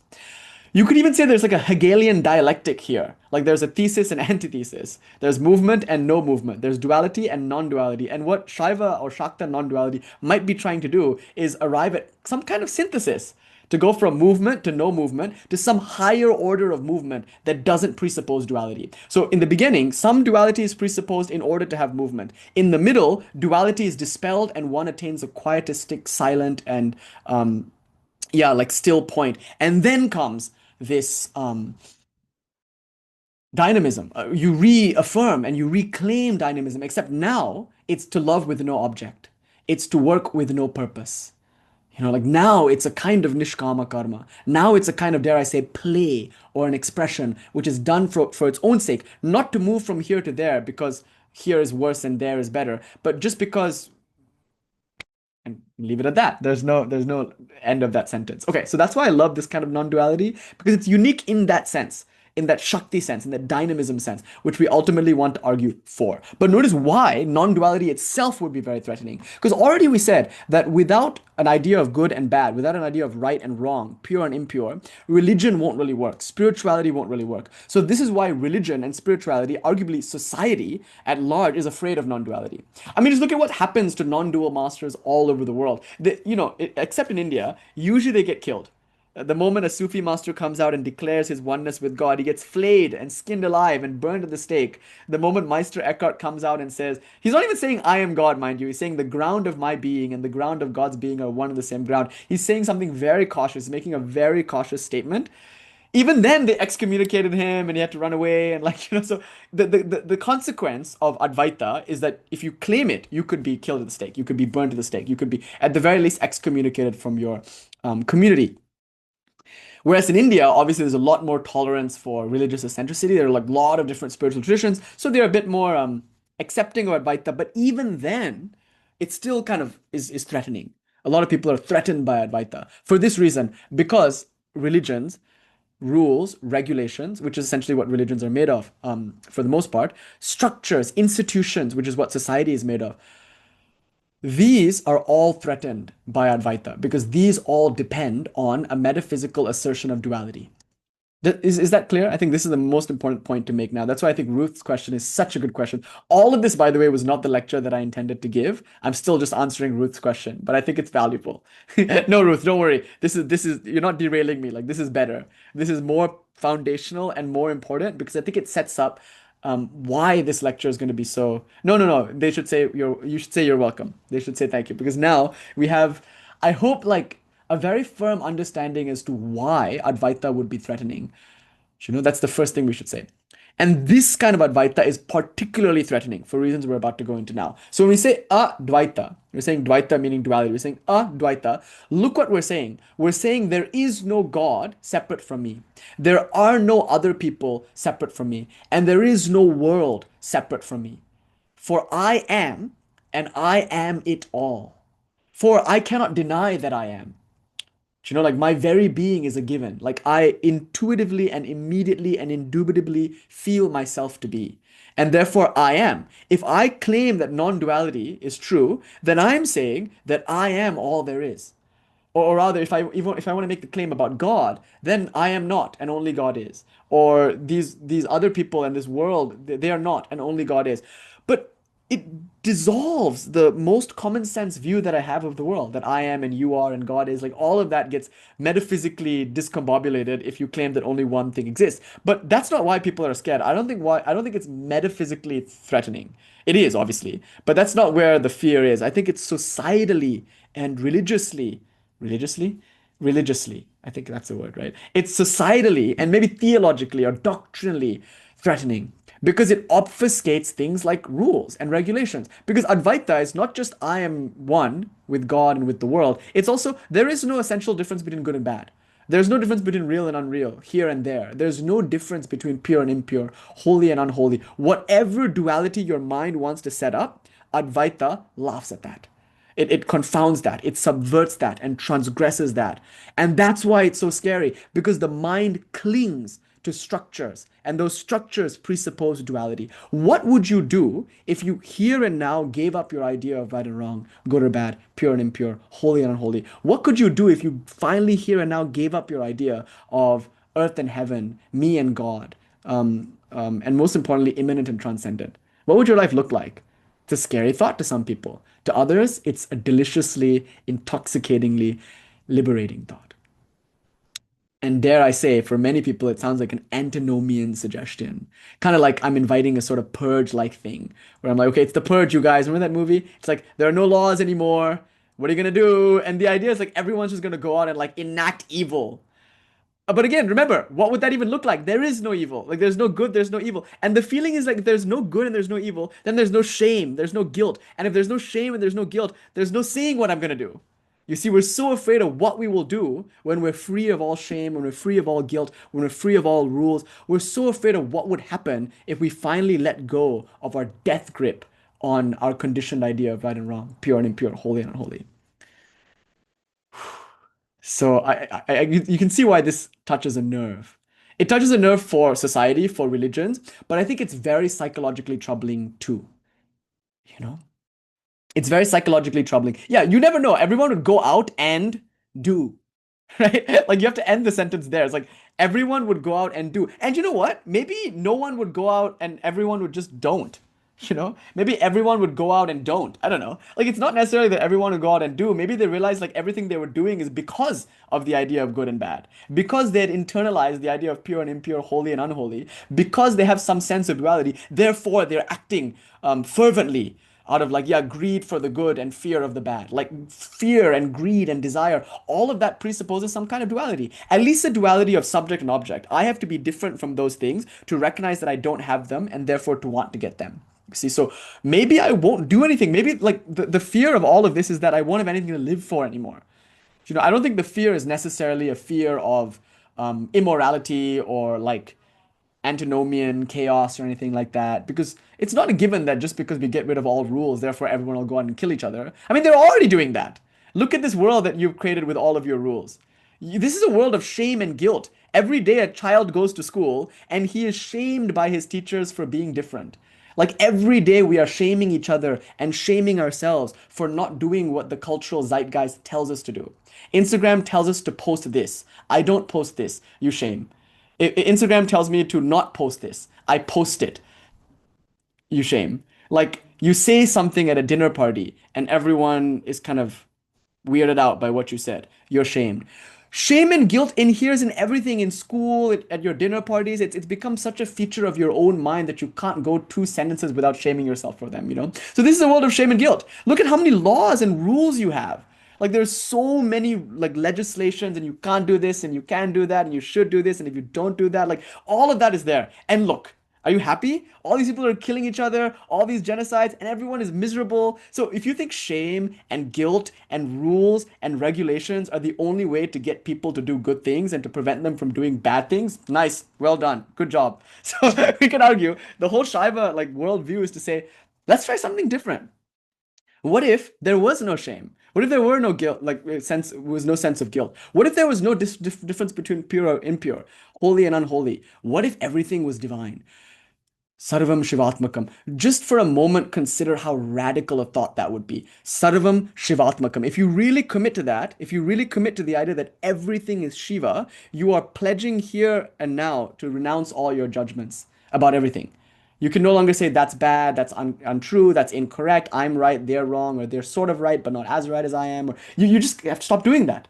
Because there's no metric anymore by which you can judge one thing from another. You can't say this is more right or less right because you don't have a yardstick of truth and untruth. You can't say this is dark and this is light because you don't have a yardstick that distinguishes dark and light. You know? Yeah. And okay, I hope that everyone has the tiger god, elephant god thing down, but that's another like fear that we have, and like we can address that later. The fear is that maybe if I see it in this way, I'll get hurt. But do you see how still underlying that is this idea of like pain and pleasure? There's still some good and bad there. There's some outcome that I want and some outcome that I don't want. So if I get rid of duality, I might get the outcomes that I don't want and then I won't get the outcomes that I do want. So you have to renounce that even. You have to renounce that there are even outcomes that you want and outcomes that you don't want. Because again, you have renounced your mind's dichotomizing function of distinguishing one thing from another. So like there's no outcome that I want or prefer because I have no yardstick by which to measure that even. If I really buy into this idea that Sarvam Shivatmakam, everything is Shiva. So everything that happens is Shiva. How can I judge between Shiva and Shiva? It's Shiva in this form and this configuration, and then it's Shiva in that form and that configuration. If it's truly non-dual, if there's truly no dichotomy between holy and unholy, pure and impure, good and bad, then what should I fear? What should I desire? What should I do? What should I not do? Is there anything that I can't eat? I can eat whatever I want. Is there anything that I can't do? I can do whatever I want. Or I can not do anything. Like there's no saying what will happen. So this is why it's so scary. Yeah, probably. And that's why like people are afraid of this on 3 levels. One, because it confounds familiar structures and institutions like religion, like spiritual structures, like political structures, like social structures. Two, because it posits the possibility that we would act in a kind of antinomian, immoral, and unethical way, which would be terrible for everybody, a kind of fear of anarchism, maybe. And thirdly, we're afraid of it because we're worried that it will rob us of the tools by which we can discern and thereby protect ourselves from undesirable outcomes. And four, we are worried that we will lose the motivation to do anything at all. So either we'll just do bad things because we have no check and balance to our urges. We have no shame, guilt, rules, or regulations to prevent us from being monsters. That's one fear. Or even if we were not going to like be monsters, and even if we were like innately good from a Rousseau point of view as opposed to like a Hobbes point of view, even then, even if we were innately good, like maybe we wouldn't have any motivation anymore. What to say of like doing good? Like we just wouldn't do anything. Maybe because if there was no dichotomy, if there's no here, there's no there, then why would we move from here to there? So I think these four things are why Advaita can be quite threatening. Because Advaita, in one sense, could dissolve God, it could dissolve me, but that's not why it's threatening. I think my feeling is that the threat doesn't come metaphysically or epistemologically. The threat comes axially, socially, and societally, and psychologically. The threat is this. If I truly opt into Advaita, the idea of non-duality and oneness, then I must renounce Dvaita. And the kind of Dvaita that my mind refuses to renounce is the Dvaita of judgment. And the primordial judgment is me and them, or I and you, or this and that, meaning ahamta, I am, and idamta, that is. And so this is of course applied to God, I am and God is. It's applied to each other, I am and you are. It's applied to the world, I am and you are. That's the fundamental judgment. But then because of that judgment comes a slew of other judgments, like, and I am good and you are bad. I am and you are, and I am good and you are bad. God is and I am, and God is good and I am bad.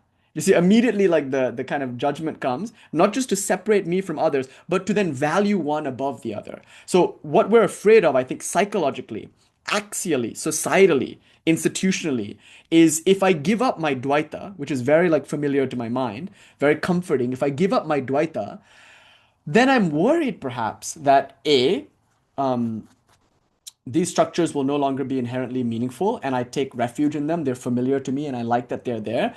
B, I'm worried that without these structures, without the shame and guilt and rules and regulations that are implied by these structures, there would be no checks and balances to the human urge to violence. And therefore, things might become really anarchic or like chaotic and dangerous. Three, I'm worried that like I won't have any motivation to do anything anymore because if there aren't these rules and regulations, why should I act? If there's no good and bad, then why should I move from the bad to the good? Why should I go from here to there? So maybe I will lapse into a kind of nihilism because there's no meaning anymore. And four, maybe I'll come to harm.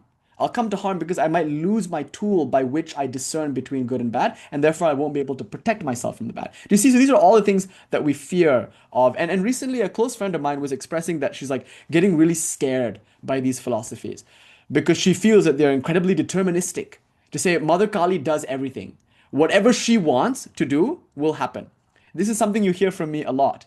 I'm always saying like Ma Kali alone acts. Everything that happens is her. Like Sri Ramakrishna would say, not even a leaf moves except by the will of God. Not even a leaf on the tree moves but by the will of God. So like God is the active agent in and through all things. We get that in the verse Anya san vyapito nanyaha karma karmanusarataha in the Rauravagama, Shiva Jnana Bodha. Shiva is described as that transcendent reality who is also all pervasively immanent and who acts through every actor. So Lord Shiva is operating everyone like, one would play with puppets or dolls or something. So Kali is doing everything. So to surrender to the will of Kali is to recognize that I myself have no free will.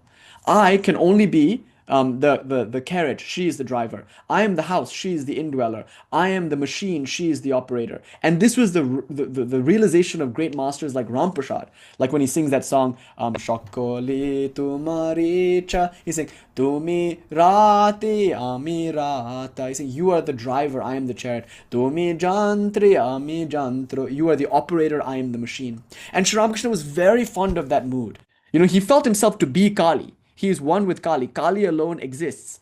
It's Advaita for Sri Ramakrishna. But when he spoke from a Dvaita point of view, that is when he accepted his uniqueness as an individual, separate from other individuals, separate from the world, separate from God, he accepted a kind of absolute theistic determinism. He said, God alone does everything. And this is what it means to be realized as an individual. He functionally defined Jivan Mukti as the complete and utter recognition that I can of my own self do nothing. My Father who art in heaven does everything through me. And so this is all determined. It's determined by God. Now, God is not determined. This is very important. And that's why we gave, I think, 3 or 4 or 5 lectures on determinism versus free will. And there I went to great lengths to show you that God is not determined. And that's the functional definition of Kālī, Swatantriya Shakti. She is absolutely free. And again, this is all within a Advaita, dualistic framework. So you must first accept God, and you have to accept that God is free, and then you have to accept that God is the absolute theistic determining principle. So God creates the world and is the world and acts through all individuals. So if I, an individual, am separate from God, if this world is separate from God, I, as an individual, and this world are not separate from God's will. That seems to be something that Sri Ramakrishna really cherished.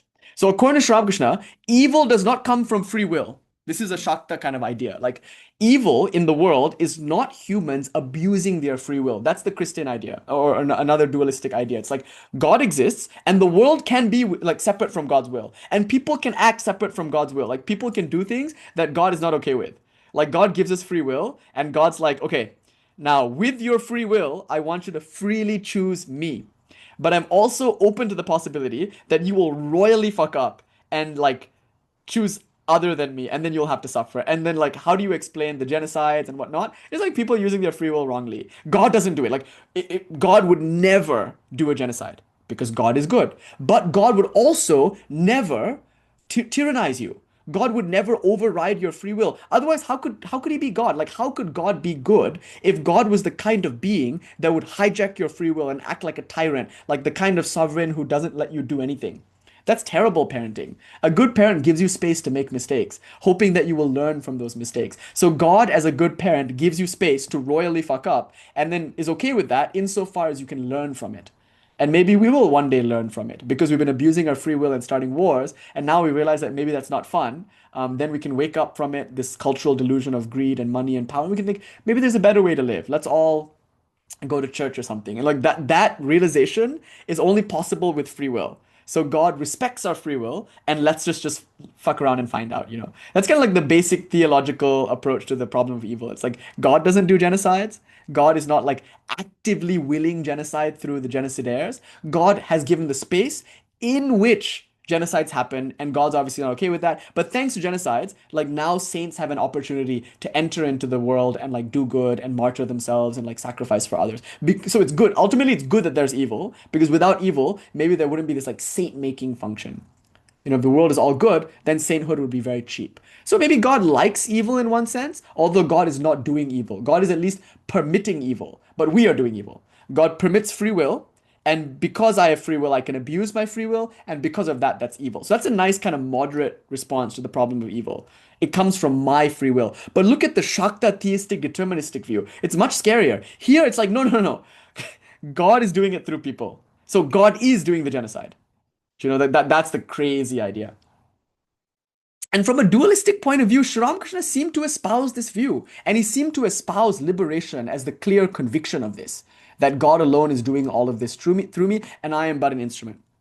I am but a machine and she is the operator. So not even a leaf moves but by the will of God. This is speaking entirely dualistically. But then, Sri Ramakrishna says, after you drink enough wine, verily the drunkard says, I am Kālī, I am Kālī. So through this dualistic love of Kālī, the difference between the lover and the beloved diminishes until they're one and the same. And then you can attain an Advaita of saying, I am Shiva or I am Kālī. Then once you say, I am Kālī, then you attain your true freedom, which is the freedom by which all of this is occurring, through which all of this is occurring. So actually, you're doing the genocide. Because you are Kālī, who is doing the genocide. But you're also doing everything else. So it's not just the genocide. It's like Kālī includes the total possibility of action. So where are we with all of this? I forget why we're on this digression at all. But the Dvaitic view, I guess you could say, is quite convincing, quite sweet, because it gives the mind some support, you know? And with that support, with those rules and regulation and with those structures,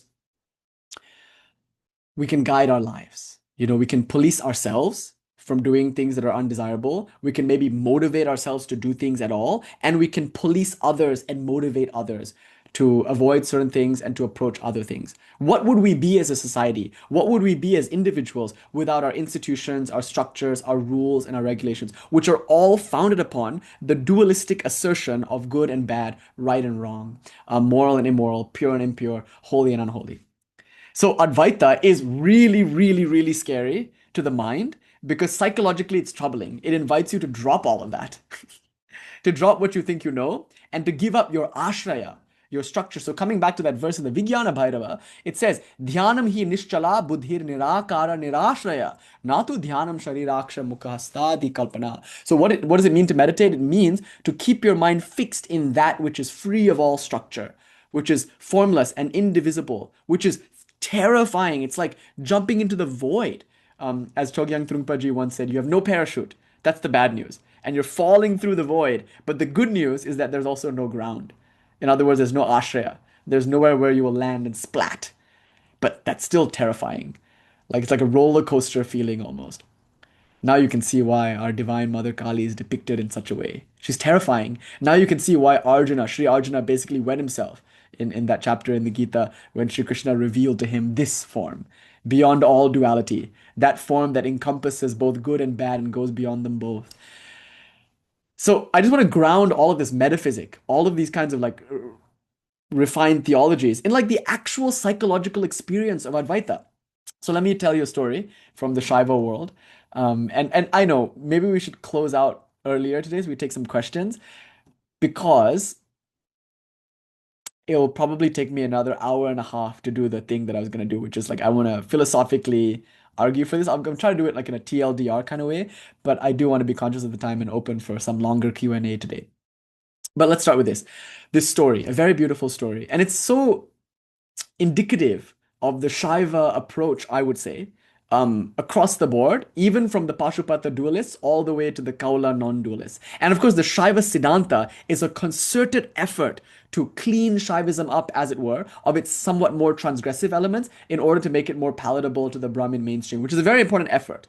And many of us grew up in the Shaiva Siddhanta. So we have deep reverence and deep love for the Shaiva Siddhanta tradition, which has a kind of non-dual flavor to it, even though it's a dualistic Shaiva movement. And because it's dualistic, it's able to assert categories like pure and impure, right and wrong, high and low, transcendent and immanent, and like that's all very acceptable to the mind and to society. Whereas the Pashupatas, the early cremation ground dwelling Shaivas, and of course the later Kaula counterparts, the worshippers of Kālī and whatnot, they are obviously not societally acceptable because they are the traditions that are somewhat more psychologically troubling in that they move towards a more transgressive atmosphere. But let's look at Shiva himself. Like I suggested earlier in the lecture, just taking Shiva to be indicative of the Shaiva tradition, look at what kind of god he is.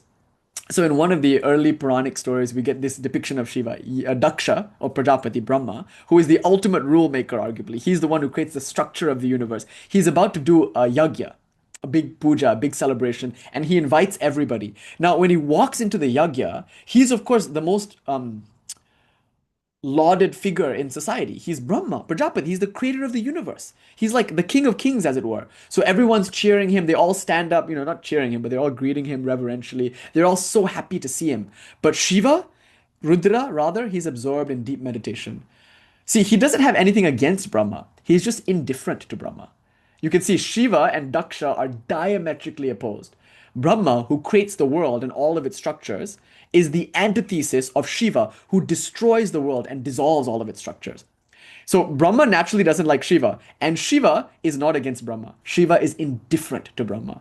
He doesn't care about Daksha, and that's more insulting than hatred.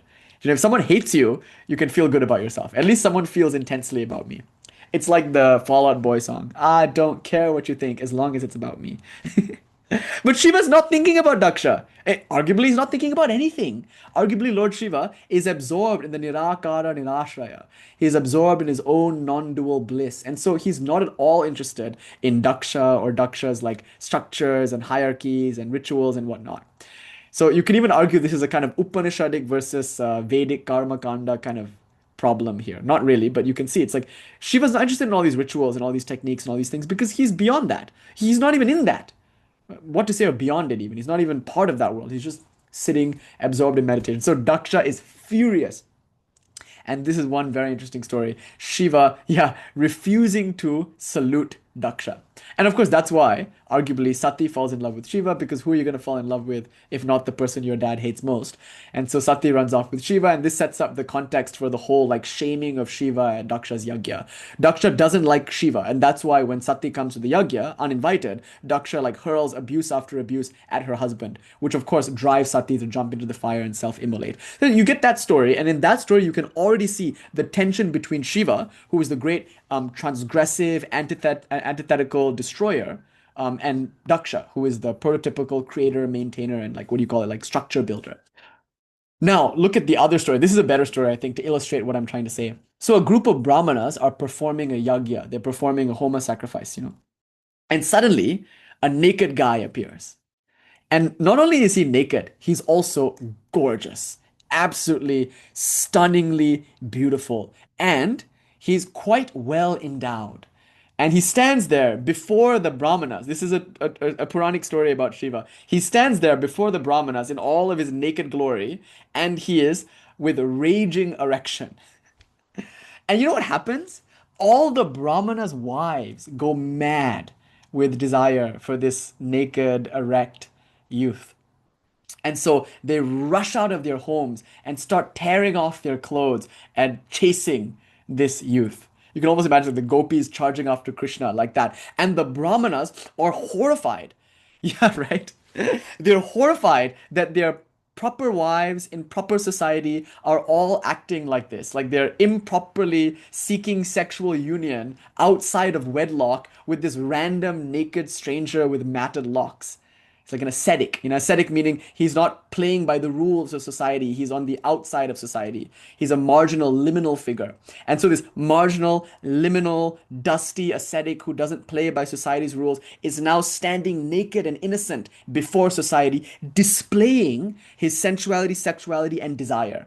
So, of course, this is spoken of in sexual terms, but it doesn't have to be. It can also be spoken of, yeah, in terms of inspiration. So, if you were to like say to your parents, Mom, I want to be a Broadway musician. Unless you have like very liberal Caucasian parents, usually they'll be like, don't you dare do that. Go and be a doctor. You know? Like, unless your parents are hippies, and sometimes, especially if your parents are hippies, they want to save you from a life of like poverty and difficulty and struggle. So they would prefer that you go to university, you get a nice degree, you play by the rules, so you can, because you play by the rules, access things like a house and money and a spouse and a mouse and a louse and whatever the fuck it is that society gives you by playing for its rules, playing by its rules. So like the point here is that the Brahmanas are attached to their codes of conduct, which are all spelled out in the Vedas. And so they're very, very attached to those rules, which they consider to be absolute. So Mimamsa, which is a school of seeing the Vedic rules as absolute, posits this, that word is absolute, the Vedas are spoken in word, they exist eternally, and those words are eternally true, and these rules are absolutely to be followed like that. And here's this naked guy who just like is expressing desire, where so much of the Mimamsa world is about suppressing desire or at least sublating it, like redirecting inspiration, because the Mimamsa view is a more sobering view, and naturally must be, because desire is anarchic. Desire can destroy marriages, it can destroy households, it can ruin entire nations. Nothing is scarier than desire, and the scariest desire, which all of us feel primordially, is sensual sexual desire, which is actually a physical expression of something deeper: inspiration, creativity. So there's no real difference between sexual desire and creativity except a matter of degree. So desire, it can be experienced on many different levels. So Lord Shiva's raging phallus doesn't necessarily depict sexuality. Of course it could. That's no problem. But it depicts arguably desire on all levels of the expression, including poetic and artistic and political desires, whatever it may be.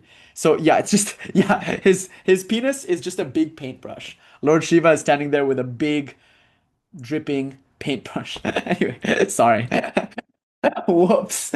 I promised you that I would be like way more PG-13 this time. I'm sorry. Okay, that was my one. Yesterday I was watching a film, and like the group that I was with, they gave me three references to tantric sadhana in the course of the film. So that was my quota. So let this be my quota for inappropriate comments for today. It's my only one, I think. So, he's there and he's like expressing his desire in front of the brahmanas. And look at what happens to the brahmanas' wives. They all like start tearing their clothes off and rushing towards Shiva because they are recognizing the value of that embodied expression of not just eros, but agape, like the embodied expression of love. The brahmanas' wives here aren't necessarily the brahmanas' wives. They could represent the subconscious mind, or they could represent the brahmanas' own like um, embodiment. So often the role of woman in like Indian spirituality means embodiment. It doesn't necessarily refer to the woman. It refers to woman as a principle, which means senses, mind, subconscious, embodiment, etc. So these could maybe not actually be the brahmanas' wives. This references the brahmanas' cognitive dissonance. So the Brahmanas are looking at Shiva and seeing his freedom and hating him for it. They hate that he's so free. They hate that he doesn't play by the rules because they want that for themselves. We hate what we love in one sense. It reminds me of the American Beauty kind of archetype where in that movie, American Beauty, there's that guy who like is so homophobic, but actually it's because he's gay. It's like that. So the Brahmanas, the reason they're doing all these Vedic yajnas in one sense is for freedom. Yeah, and they're looking at Shiva, who isn't doing Vedic yagyas and who is free. So here is a person who doesn't play by their rules, who has what they want, which they think they will get by their rules. And nothing could be more threatening to a person who loves rules and regulations as that. So what happens? The Brahmanas, of course, they're humiliated because all their wives are like adulterously and lecherously chasing this youth.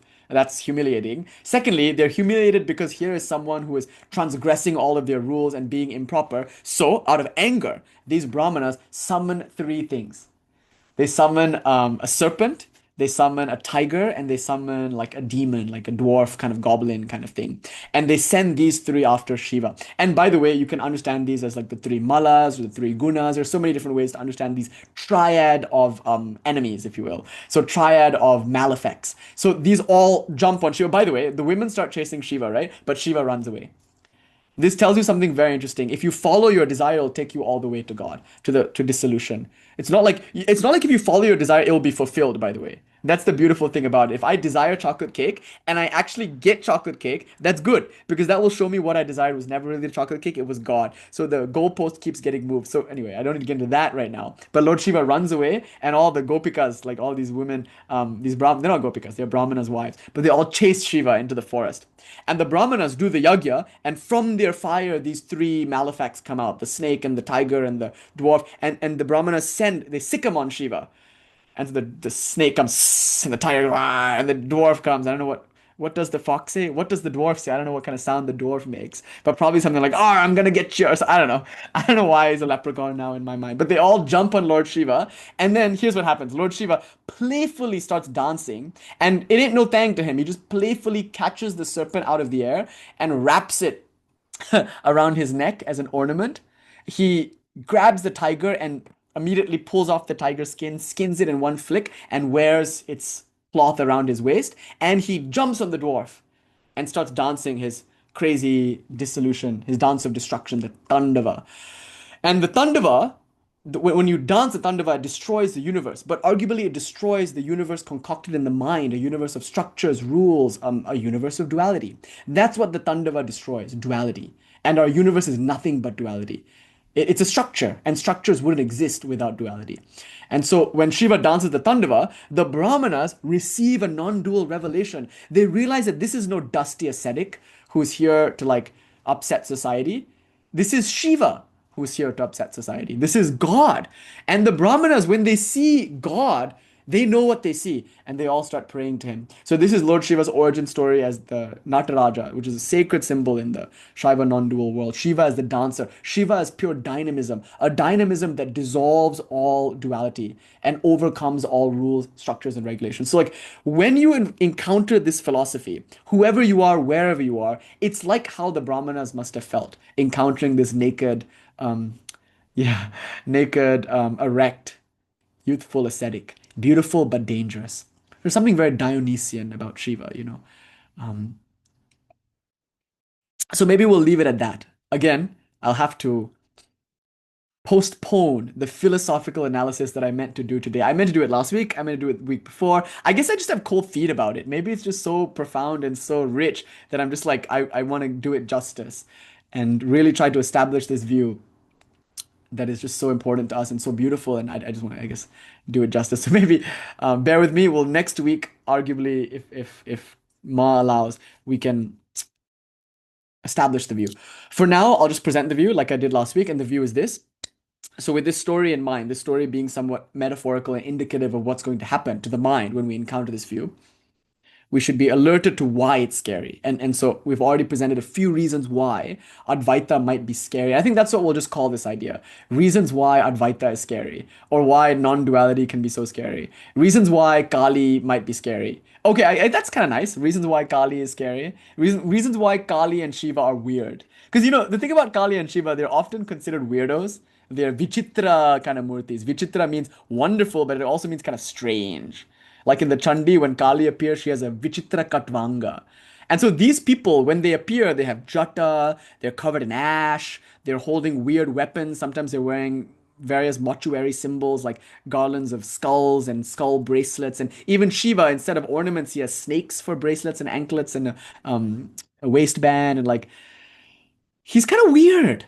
And he's clad in animal skins, showing that he lives in the wild and he doesn't really hang out in society. He likes cremation grounds. What kind of a weirdo hangs out in cremation grounds all the time? He likes being by himself in the mountains, so he's kind of a weird, like Ben Kenobi type hermit. Like everything about him is weird and challenging and transgressive. And Kālī, of course, is naked and aroused and drunk and mad and weird and transgressive. They're all kepas, like my dear friend Shiva. Mad. And why are they mad? Because they don't abide by those dualistic structures by which society is formed. So Dvaita is wonderful. I love it. Advaita is also wonderful, and I also love it. But now I'm speaking from the point of view of Advaita, and hopefully we can see why Advaita is psychologically troubling, and maybe that story captures it quite well. And this kind of Advaita, and this is what's really interesting, there are forms of Advaita that are actually more Brahmanical, that are more acceptable because they're more sympathetic for those rules and structures, at least on a functional level. But this kind of Advaita that I want to present and hopefully argue for next week is an Advaita of desire. That's why 2 weeks ago I called it an Advaita of radical agency. It's an Advaita of dynamism. So remember, the claim is that only one reality exists. It's God, and God is synonymous, bye Gretchen, so nice to see you today. And I'm just now wrapping up. God is synonymous with, and this is very important, consciousness, and by consciousness we mean the self, and that consciousness is inherently dynamic. So these three claims, God, individual self, and Shakti, or God's power, are one and the same. The Trika, the trinity of Shiva, Shakti, and me, of God, the absolute, of God's power, and of my essential nature as consciousness, these are all reconciled. And so to answer Ruth's question, this is the answer, that Advaita just means not two, which means the trinity of knower, knowing, known, or the trinity of transcendent, immanent, and immanent, or the trinity of God, God's power, and individual, or to put it in Christian terms, Father, Son, and Holy Spirit, Father, Son, and Mother. The Trinity, which appears as distinct from one another, is proved to be one and the same reality. So the word Advaita just means not two, and therefore everything is part of, or aspects of, or synonymous with everything else. Sarvam Sarvatmakam. So only one reality exists. Now, we're going to call it Shiva. Just for fun, we're going to call it Shiva. But by Shiva, we mean something like Brahman, except we're going to add a dynamic principle called Shakti. So we're going to call it Shiva. Now, here's our claim. Shiva is God, in that Shiva is the absolute reality upon which the world depends. That's the basic definition of God. Shiva is the Maha Karana, the supreme cause by which the world is created, in which the world is maintained, and into which the world is reabsorbed. Shiva is a being in that he can cognize his own existence. He is aware and self-aware. So that's God. Essentially, God is a sentient, self-aware being who is supremely powerful, who is absolute, who creates, maintains, and destroys. So this is a theistic form of non-duality. So we start with God. The claim is that there is Shiva, and there is only Shiva. That's the idea. It's Advaita. So there is Shiva, and there's only Shiva. There's no reality other than Shiva. So what then is Shiva? Here's the claim. Shiva is consciousness. And that consciousness is endowed with a dynamic principle called Shakti, which can be understood in a pentadic way as Chit Shakti, Ananda Shakti, Icha Shakti, Jnana Shakti, Kriya Shakti, or it can be understood in a tetradic way as Para, and Apara, otherwise known as Icha, Jnana, and Kriya, or it can be understood in this way that there is Shiva and Shiva is endowed with desire. Shiva is never without this spanda or this stirring, this aunmukya and icha, this urge, as it were, to express, hence his raging phallus. So Shiva is not without desire. He's not without arousal. He's inherently desirous and aroused. In other words, he's creative. So dynamic, in other words. Okay, so there is only Shiva and Shiva desires. But like, what kind of desire is it? This is the question worth asking. And now we can humanize these things a bit. So Lord Shiva is non-dual. And by non-dual, we mean no second other than Shiva exists. And if there is nothing other than Shiva, then we are also saying that Shiva is unlimited. Because by definition, a limitation is where one thing ends and another thing begins. It's called paricheda. And paricheda in the Vedanta Sara and in other texts is functionally defined as where one thing ends and another thing begins. So like there's Daile and there's Nish. So if I come to Daile, there's a kind of link actually between me and Daile. Like if we kind of come together, we can still distinguish us. So let's say I put one hand on your shoulder. There's clearly where I end and where you begin, no? I would even argue that where I end is my sphere of sensation, which goes to my hand, which for a moment is overlapping with your sphere of sensation, but then it immediately disambiguates. There's so many sensations that you're experiencing that I might not feel. There's so many sensations that I'm experiencing that you might not feel. So the sphere of sensation between me and you ends kind of like at my hand on your shoulder. And yours begins at your shoulder and continues for the rest of your being. So where I end and where you began is where I experience my limitation. So if there's a world, then Lord Shiva, if he's different from the world, is limited by the world because the world starts where Lord Shiva ends. Do you see? So if anything exists outside of God, this is a kind of a definitional argument. If something exists outside of God, then it exists as a limit to God because now God is everything but it.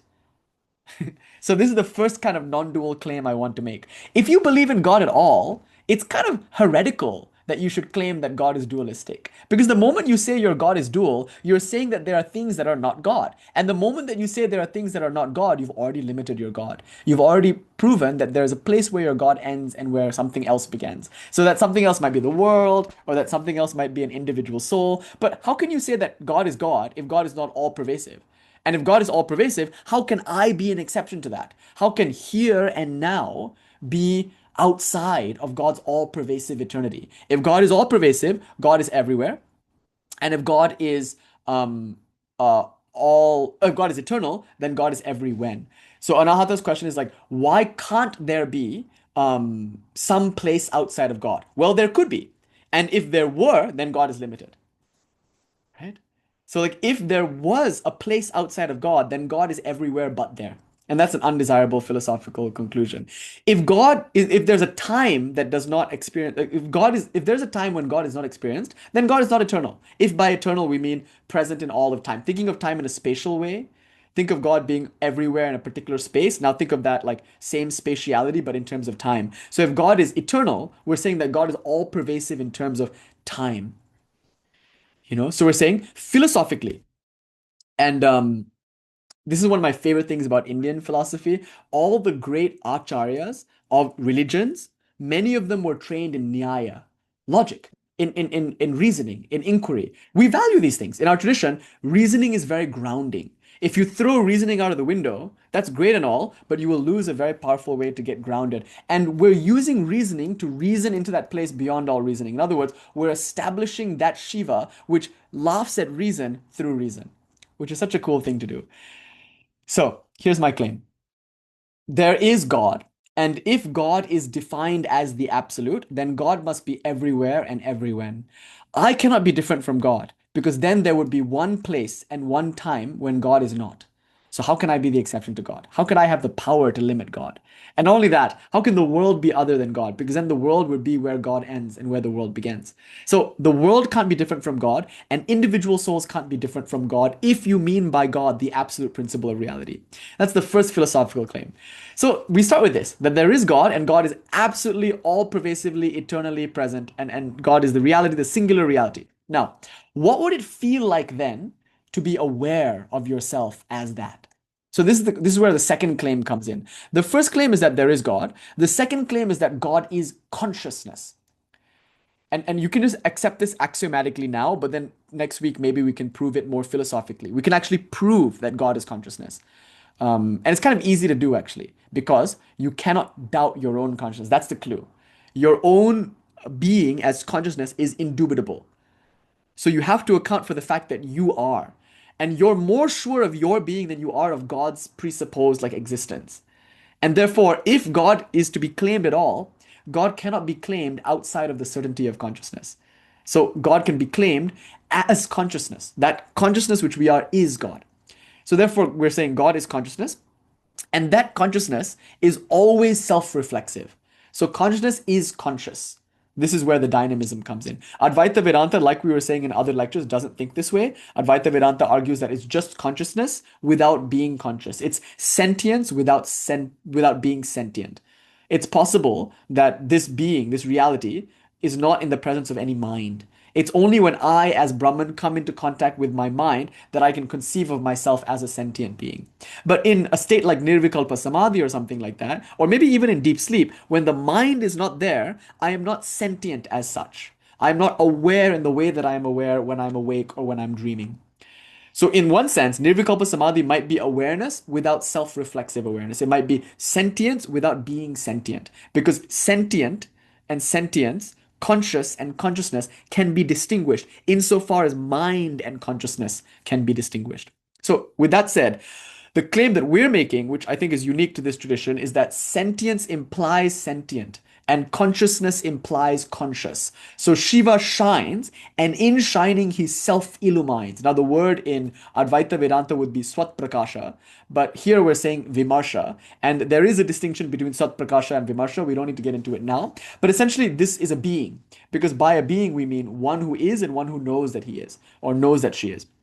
So now we have one reality called God.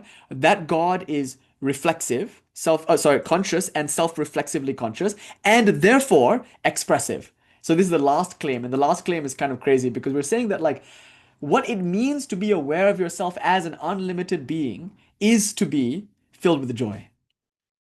And maybe we don't have to philosophically articulate that. I mean, we could define joy as the unlimited. We can do that philosophically, but we can also do it scripturally. Like our Chandogya Upanishad tells us that Yovai Bhuma Tat Sukham, in the vast there is joy. Nalpe Sukham Asti. So through scripture, you can prove that the vast infinite is synonymous with joy. And therefore, the vastest, most infinite reality conceivable, known as God, must be the most maximally blissful and joyful reality conceivable, by definition, according to our scripture. Or you can reason it out. You could say that, like, anytime a limitation is felt, suffering is experienced. So suffering is the experience of some kind of limitation. So if there's no limitation, there's no suffering. And then you could argue if there's no suffering, will there be joy? And then you get into a deep philosophical discussion as to whether or not joy is the absence of suffering, or whether or not joy is like a positive something else, diametrically opposed to suffering. We don't need to get into that discussion now. But the best proof is just the proof of the pudding is in the eating. Like the best proof is your own experience. Notice that when you rest in your quiescence, in between thoughts, in between words, in between sips of tea, when you experience yourself prior to any thought, there's an inherent sense of meaning, value, and sweetness. I mean, like, that's an axiological argument. It's an appeal to your experience, the phenomenological claim, not a logical claim, not a scriptural claim. It's just pointing to our experience and trying to argue from that. It's saying that, like, if you are aware of being aware, you can't help but be filled with joy or sweetness or fullness. Like, it doesn't need to be called happiness or joy. It's like those words might be inappropriate because those refer to psychological states that are always shifting. We're referring instead to a sacredness, an inherent meaning. Once I was giving a class to a group of high schoolers, and there was one kid who I was very fond of because he was very skeptical about all of this. He's a very atheistic type, but he's also really skeptical about Advaita, which I was mainly teaching them Advaita Vedanta, not really theistic, Tantra. This is Advaita Vedanta. I was teaching them Mandukya Upanishad like that. And so we were like learning. Like, and at the end, like we had this 5-6 hour discussion one evening, and it was just him and a few other boys. Like it was a very small group. And at the end of it all, he finally like conceded. after like months and months and months of pushing back, which is the way to do it, by the way, he was finally able to be like, okay, I think I get it. I agree. I see that there is only one reality and it's awareness. But why does this have to be spiritual or mystical? Why do you like to call it God? And again, I'm teaching Advaita Vedanta, but every now and then I'm a bhakta, it seeps in. Like my love for this reality, which I know that I am and that everything is, seeps in. And sometimes I'll say God, God meaning the absolute Brahman, like that. And he's like, why do you call it God? And here's the thing, there's an argument for it too. You could say God creates, maintains, destroys, God reveals and conceals, and awareness does that. Awareness creates, maintains, and destroys. You can make an argument as to why awareness is God, and the Krama system will do just that. But in that moment, after 6 hours of discussion, as the sun was setting, after months and months and months of our summer program of teaching the Mandukya Upanishad, at that moment, something else came through.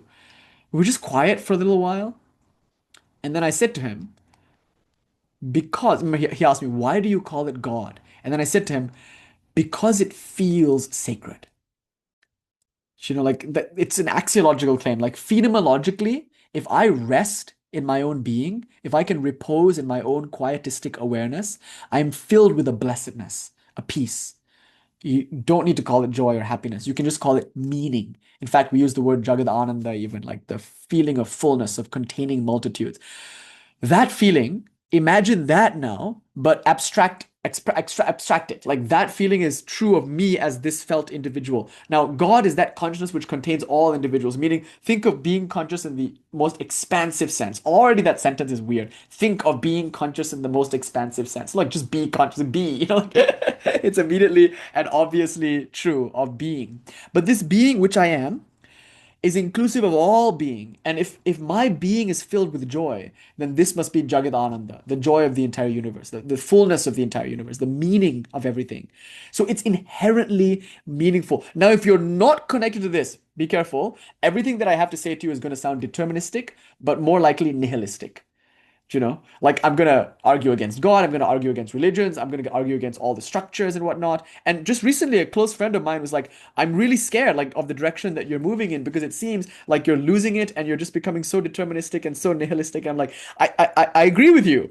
That's what surrender to Kālī sometimes feels like to me too. There's absolutely no free will insofar as I'm conceiving of myself as Nish. She's just doing everything. And not only that, there is no reason to do anything or not do anything. Like everything is permissible and everything can and will be done through her will. So it's like, yeah, if you don't connect to the inherent meaning that is beyond the mind will reject this as meaningless. You see, because this meaning is not to be found in the mind. It's not a meaning that the mind concocts, it's a meaning that exists in consciousness. Right? So that's I think the most important point here. It's like consciousness is inherently meaningful, it's inherently sacred, so we can call it God. And so the word that we use here is nirvritti, which means replete in joy. So a being who is aware of itself and a being who is infinitely aware and infinite will be infinitely joyful. Because in the vast, in the infinite is joy. So because this being is maximally vast, maximally infinite, this being is also maximally joyful. And if this being is maximally joyful, it means this being is full. Therefore, there's nothing that he has to gain or lose from doing anything. Therefore, he does everything for its own sake. So therefore, Shiva, the ultimate reality which cognizes itself as the vast, unlimited, non-dual reality, is playful. This is the axiom. And you could argue for it, like as we've been doing. We're trying to philosophically establish the axiom that Lord Shiva is playful, that reality is playful, that reality is creative and expressive and inquisitive, and not because she lacks anything, and not because she wants anything, not because she's afraid of anything, but because she has nothing to lose and nothing to gain. It's because of that fullness that she's able to express. It's like the cup runneth over. If you're happy and you know it, clap your hands. Like you would say, if I'm happy, why act? I act to be happy. No, but if you're happy and you know it, clap your hands. Lord Shiva is happy and he knows it, so he creates a universe. It's not like I'm clapping my hands to be happy, you know? It's not that I'm laughing to be happy. It's because that I'm happy that I'm laughing. It's because that I'm happy that I'm clapping my hands. So even in that nursery rhyme, already you can see the secret of nishkama karma. That action can come from fullness, not necessarily from lack. So Lord Shiva is full, therefore he is expressive, he's dynamic, he acts. So this is called aun mukhya, which means Lord Shiva's ability to turn into himself inwardly and thereby cognize his own fullness, and that aunmukya becomes Icha. Yeah, you're sure that right. It always comes back to that, isn't it? Everything that needs to be said, I think, was already said in the Gita. Yeah, it is the end. Really, the end of all of this, it's just whatever you want to do at any given moment. Like there's no rule. You can eat whatever you want, you can do whatever you want. Like this whole point, the whole point is fun, is joy, is expression. And some people call that nihilistic. Maybe. I don't know. If it is, okay, I'm having so much fun, and so should you, because I'm Shiva, and this whole thing is my play, and so I'm playing. How can you call it anything but play? It's not work. I have nothing to gain by doing it. I have nothing to lose by not doing it, and yet I'm doing it. Why? Because it is my nature. It is my swadharma to do this. But while it might be Nish's nature to like talk your ear off for like 2 hours, just for the fun of it, just for the sheer joy of it, it's Shiva's nature to do that in the case of every single individual being. So every single individual being is enacting its own swadharma because it's Shiva's swadharma to play. His nature is essentially playful. He's krida, he's play itself. So this entire universe is an emanation or not an emanation, an appearance in or not an appearance, a manifestation of Lord Shiva's repleteness, his fullness, and his joy. And what is this universe? Essentially, it is nothing but willing, knowing, and doing. So Lord Shiva wills from his own fullness to become the universe. He is the universe. And as the universe, he wills and knows and acts. Yeah, Nishkama Krida. I think that's perfect. Um, so yeah, it's like this is our interpretation of the Gita. It's Nishkama Krida. You see, because the Gita would say it's a means to an end. What's the end? Realization of God. But look what Swami Vivekananda has done. Swami Vivekananda argues that Karma Yoga is what happens when you realize Advaita. So once you realize Advaita, then only you can do Karma Yoga. You don't do Karma Yoga so you can realize Advaita. Karma Yoga presupposes in Swamiji a realization of Advaita. It's almost like the means and the ends are obfuscated here. And so we're saying there is no goal. And that's why people get so horrified when they hear this philosophy. But here's what I would argue the goal is. There is a goal, actually. And the goal is to recognize that there's no goal. So like the goal is to recognize that you're already it. If there is even a goal in this philosophy, it's to realize that you are Shiva, you always have been, you always will be. You are Shiva, you are Shiva, you are Shiva. And what does that mean? It means you are the vast, infinite, unlimited, non-dual consciousness, which is endowed with a playful swadharma, a playful disposition. So you are that playful consciousness playing. Like all of this is your play. And so that play itself is called Shakti. So arguably, what will you do with your life? I guess the question is, what will you not do? Like anything that comes through you naturally is now given the space to express itself. So if you're a warrior like Arjuna, you can fight your war. If you're a poet, you write your poems. But often what we find is we become devotional because the anyway, we don't need to get into that right now. You can't say what will happen. Most of the time, you spend the rest of your life singing praises to Lord Shiva and to Kālī and whatnot. Like you dance mad with joy in the cremation ground, intoxicated with the liquor of devotion with your friends, the ghosts. Like that's the depiction that we get of the Shaiva master. Absolutely free, but also creatively empowered. People like Abhinavagupta, Utpala Deva, they were so prolific. They were great teachers. They were great aesthetes. They were interested in so many different things. Look at Swami Vivekananda. Look at Sri Shankara. Look at the Buddha. All of these people were incredibly creative, empowered agents in the world. They were expressing the will of Lord Shiva, which seems to be the playful will to just express for its own sake. So the claim is that there is only one reality called God, and because God is non-dual, God is unlimited. Nothing exists outside of God that can limit God. And because God is unlimited, God is therefore full of joy. And from that joy comes willing, comes expressing, and that can at best be called play. And that play is of the nature willing, knowing, and doing, which is established in self-reflexive being. Okay, so that's the claim. And you are that. And I think we'll end there. But notice, I'm going to hopefully next week establish this philosophically more thoroughly.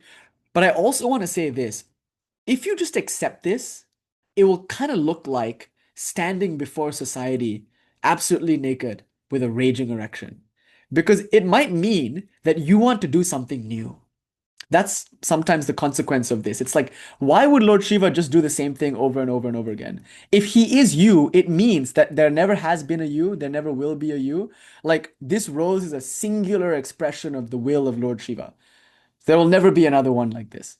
And therein lies its inherent and obvious value.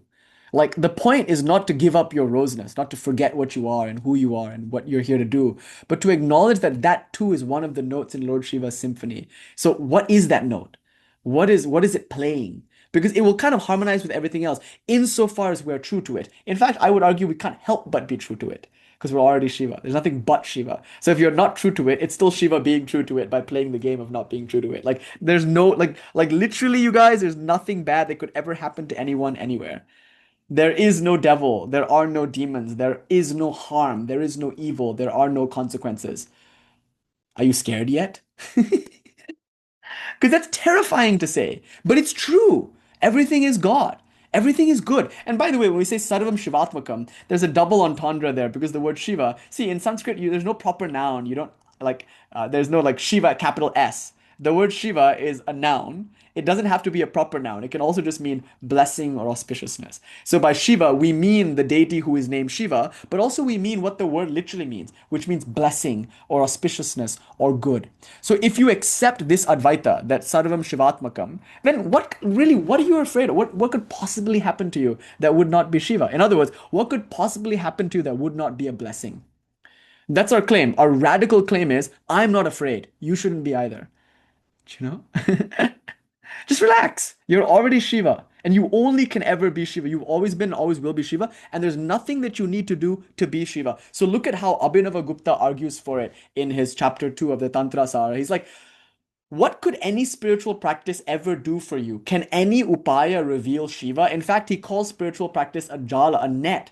The upaya jala, he calls it. Can any spiritual practice ever reveal to you your Shiva nature? That's like saying a pot can reveal the sun. The pot does not reveal the sun reveals the pot. Similarly, your practice does not reveal to you Shiva. You as Shiva reveal to yourself the practice. Notice we're talking about Shiva as pure consciousness. You can't not be conscious. Nothing you can do can ever veil your consciousness from you. Nothing you could do could ever cost you your consciousness, your being. So what could possibly happen to you? It's like, that's one of the reasons why this view is so scary. And what could limit you? If you eat X and you don't eat Y, are you more conscious, less conscious? No, you're equally conscious whether or not you eat X or whether or not you eat Y, whether or not you have sex or whether or not you're a celibate. Like, there's literally nothing that could impede your consciousness. You could never not be conscious. You could never not lose your being. And because of that, you're empowered to explore, to express. Now look how scary that is. Because Lord Shiva is expressing itself uniquely as you, probably what you're going to do has never been done before. Because in one sense, that's part of Lord Shiva's place. There's no redundancy in Shiva. So if what you're here to do has never before been done and never again will be repeated, notice how much backlash you're going to get for doing it. Because it's definitely going to challenge what's already here. It's something new. And the new is almost always resisted. It's resisted by us, and it's of course resisted by society. So the reason why this is such a scary philosophy is because if you lived according to it, you would have to surrender all your judgments about everyone, seeing them all as God. You would have to surrender your idea of harm or evil or devil or badness, which means you would be established in perennial joy and blessedness and goodness, which of course the mind doesn't feel like it deserves. And thirdly, it's scary because you might be inspired to do the thing that you know that you're here to do, which is scary because you know that by doing it, you're going to incur perhaps the wrath of society. And so I just want to close by thinking about our ancestors, the very first Shaivas, the Pashupatas. They were dualist. And I just want to make this point. They didn't believe that Shiva was a non-dual reality. But then, because they loved Shiva and because they understood that Shiva was this antinomian figure, they themselves started imitating Shiva. So the first of us, arguably, the first Shaivas in the Vedic context were devotees of the Lord Rudra, who would later be understood to be Shiva, Bhairava, etc. So these guys, mostly they were men, they left society behind and went into the cremation ground, a place of great impurity, because they recognized that Shiva abides in the cremation ground. So they were not afraid of impurity. In the name of seeking Shiva, seeking out God, they were willing to enter into a place that they as Brahmanas were forbidden to go. Because it is said by the Puranas that Lord Shiva is there. So they go into the cremation ground, a place of great impurity, and they sit there and they chant mantras. And not only that, in time, they start emulating their Lord. They start imitating Shiva. So they start wearing jata like Shiva, matted locks.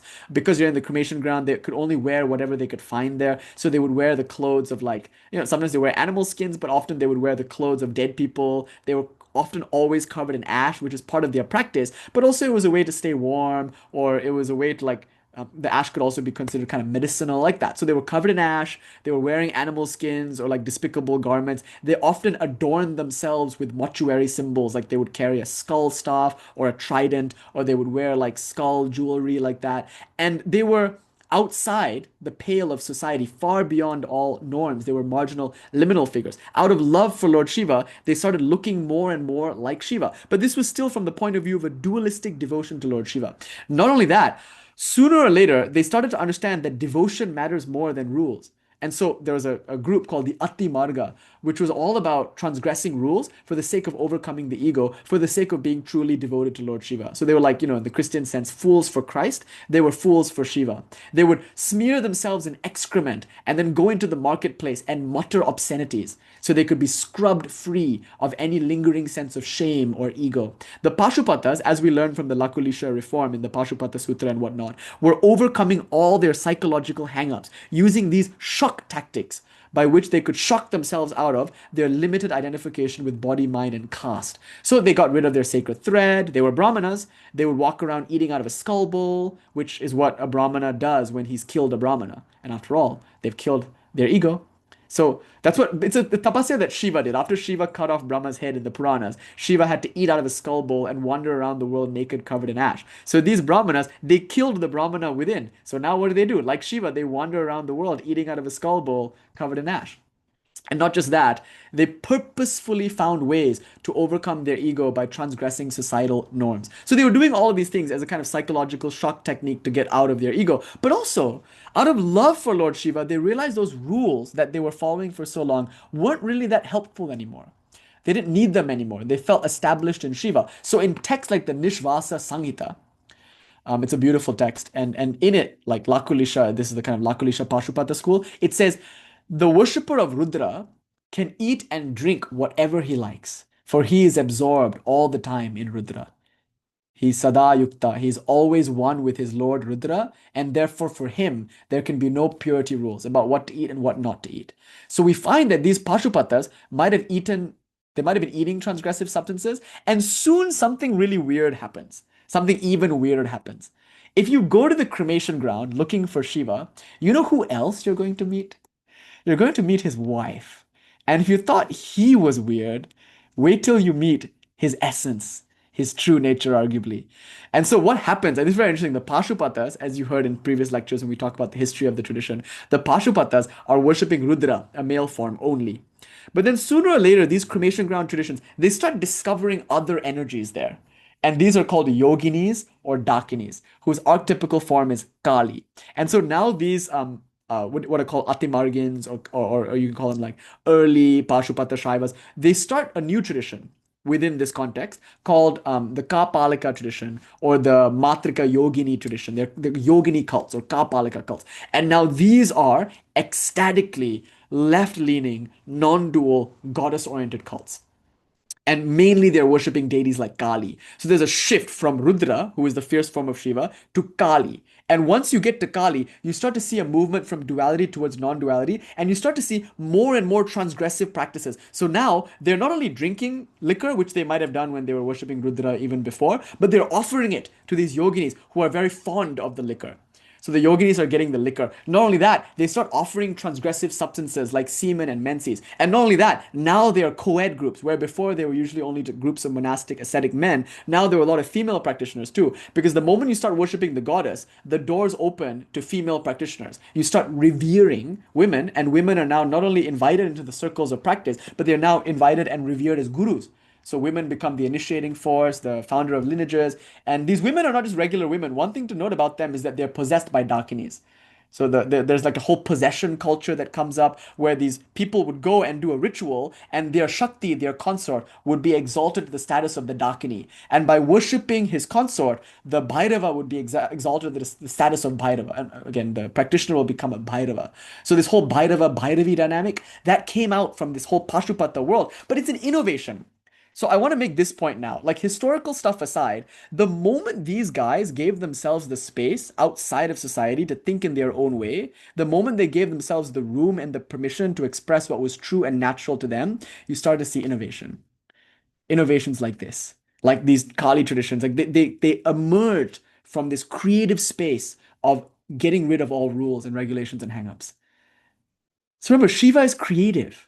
Like there's something transformative about destruction. So the claim, and this is why it's so scary, the Shiva non-dual claim is so scary. I'm saying destroy everything.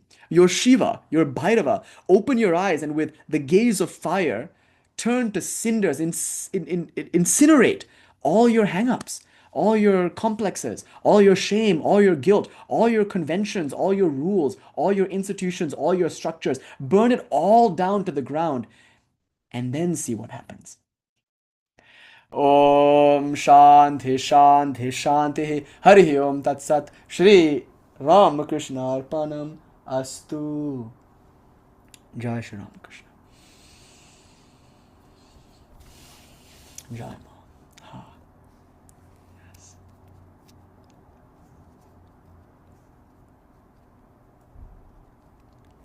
The quest for iconoclastic individuality. All right, so shall we take some questions now? Thank you all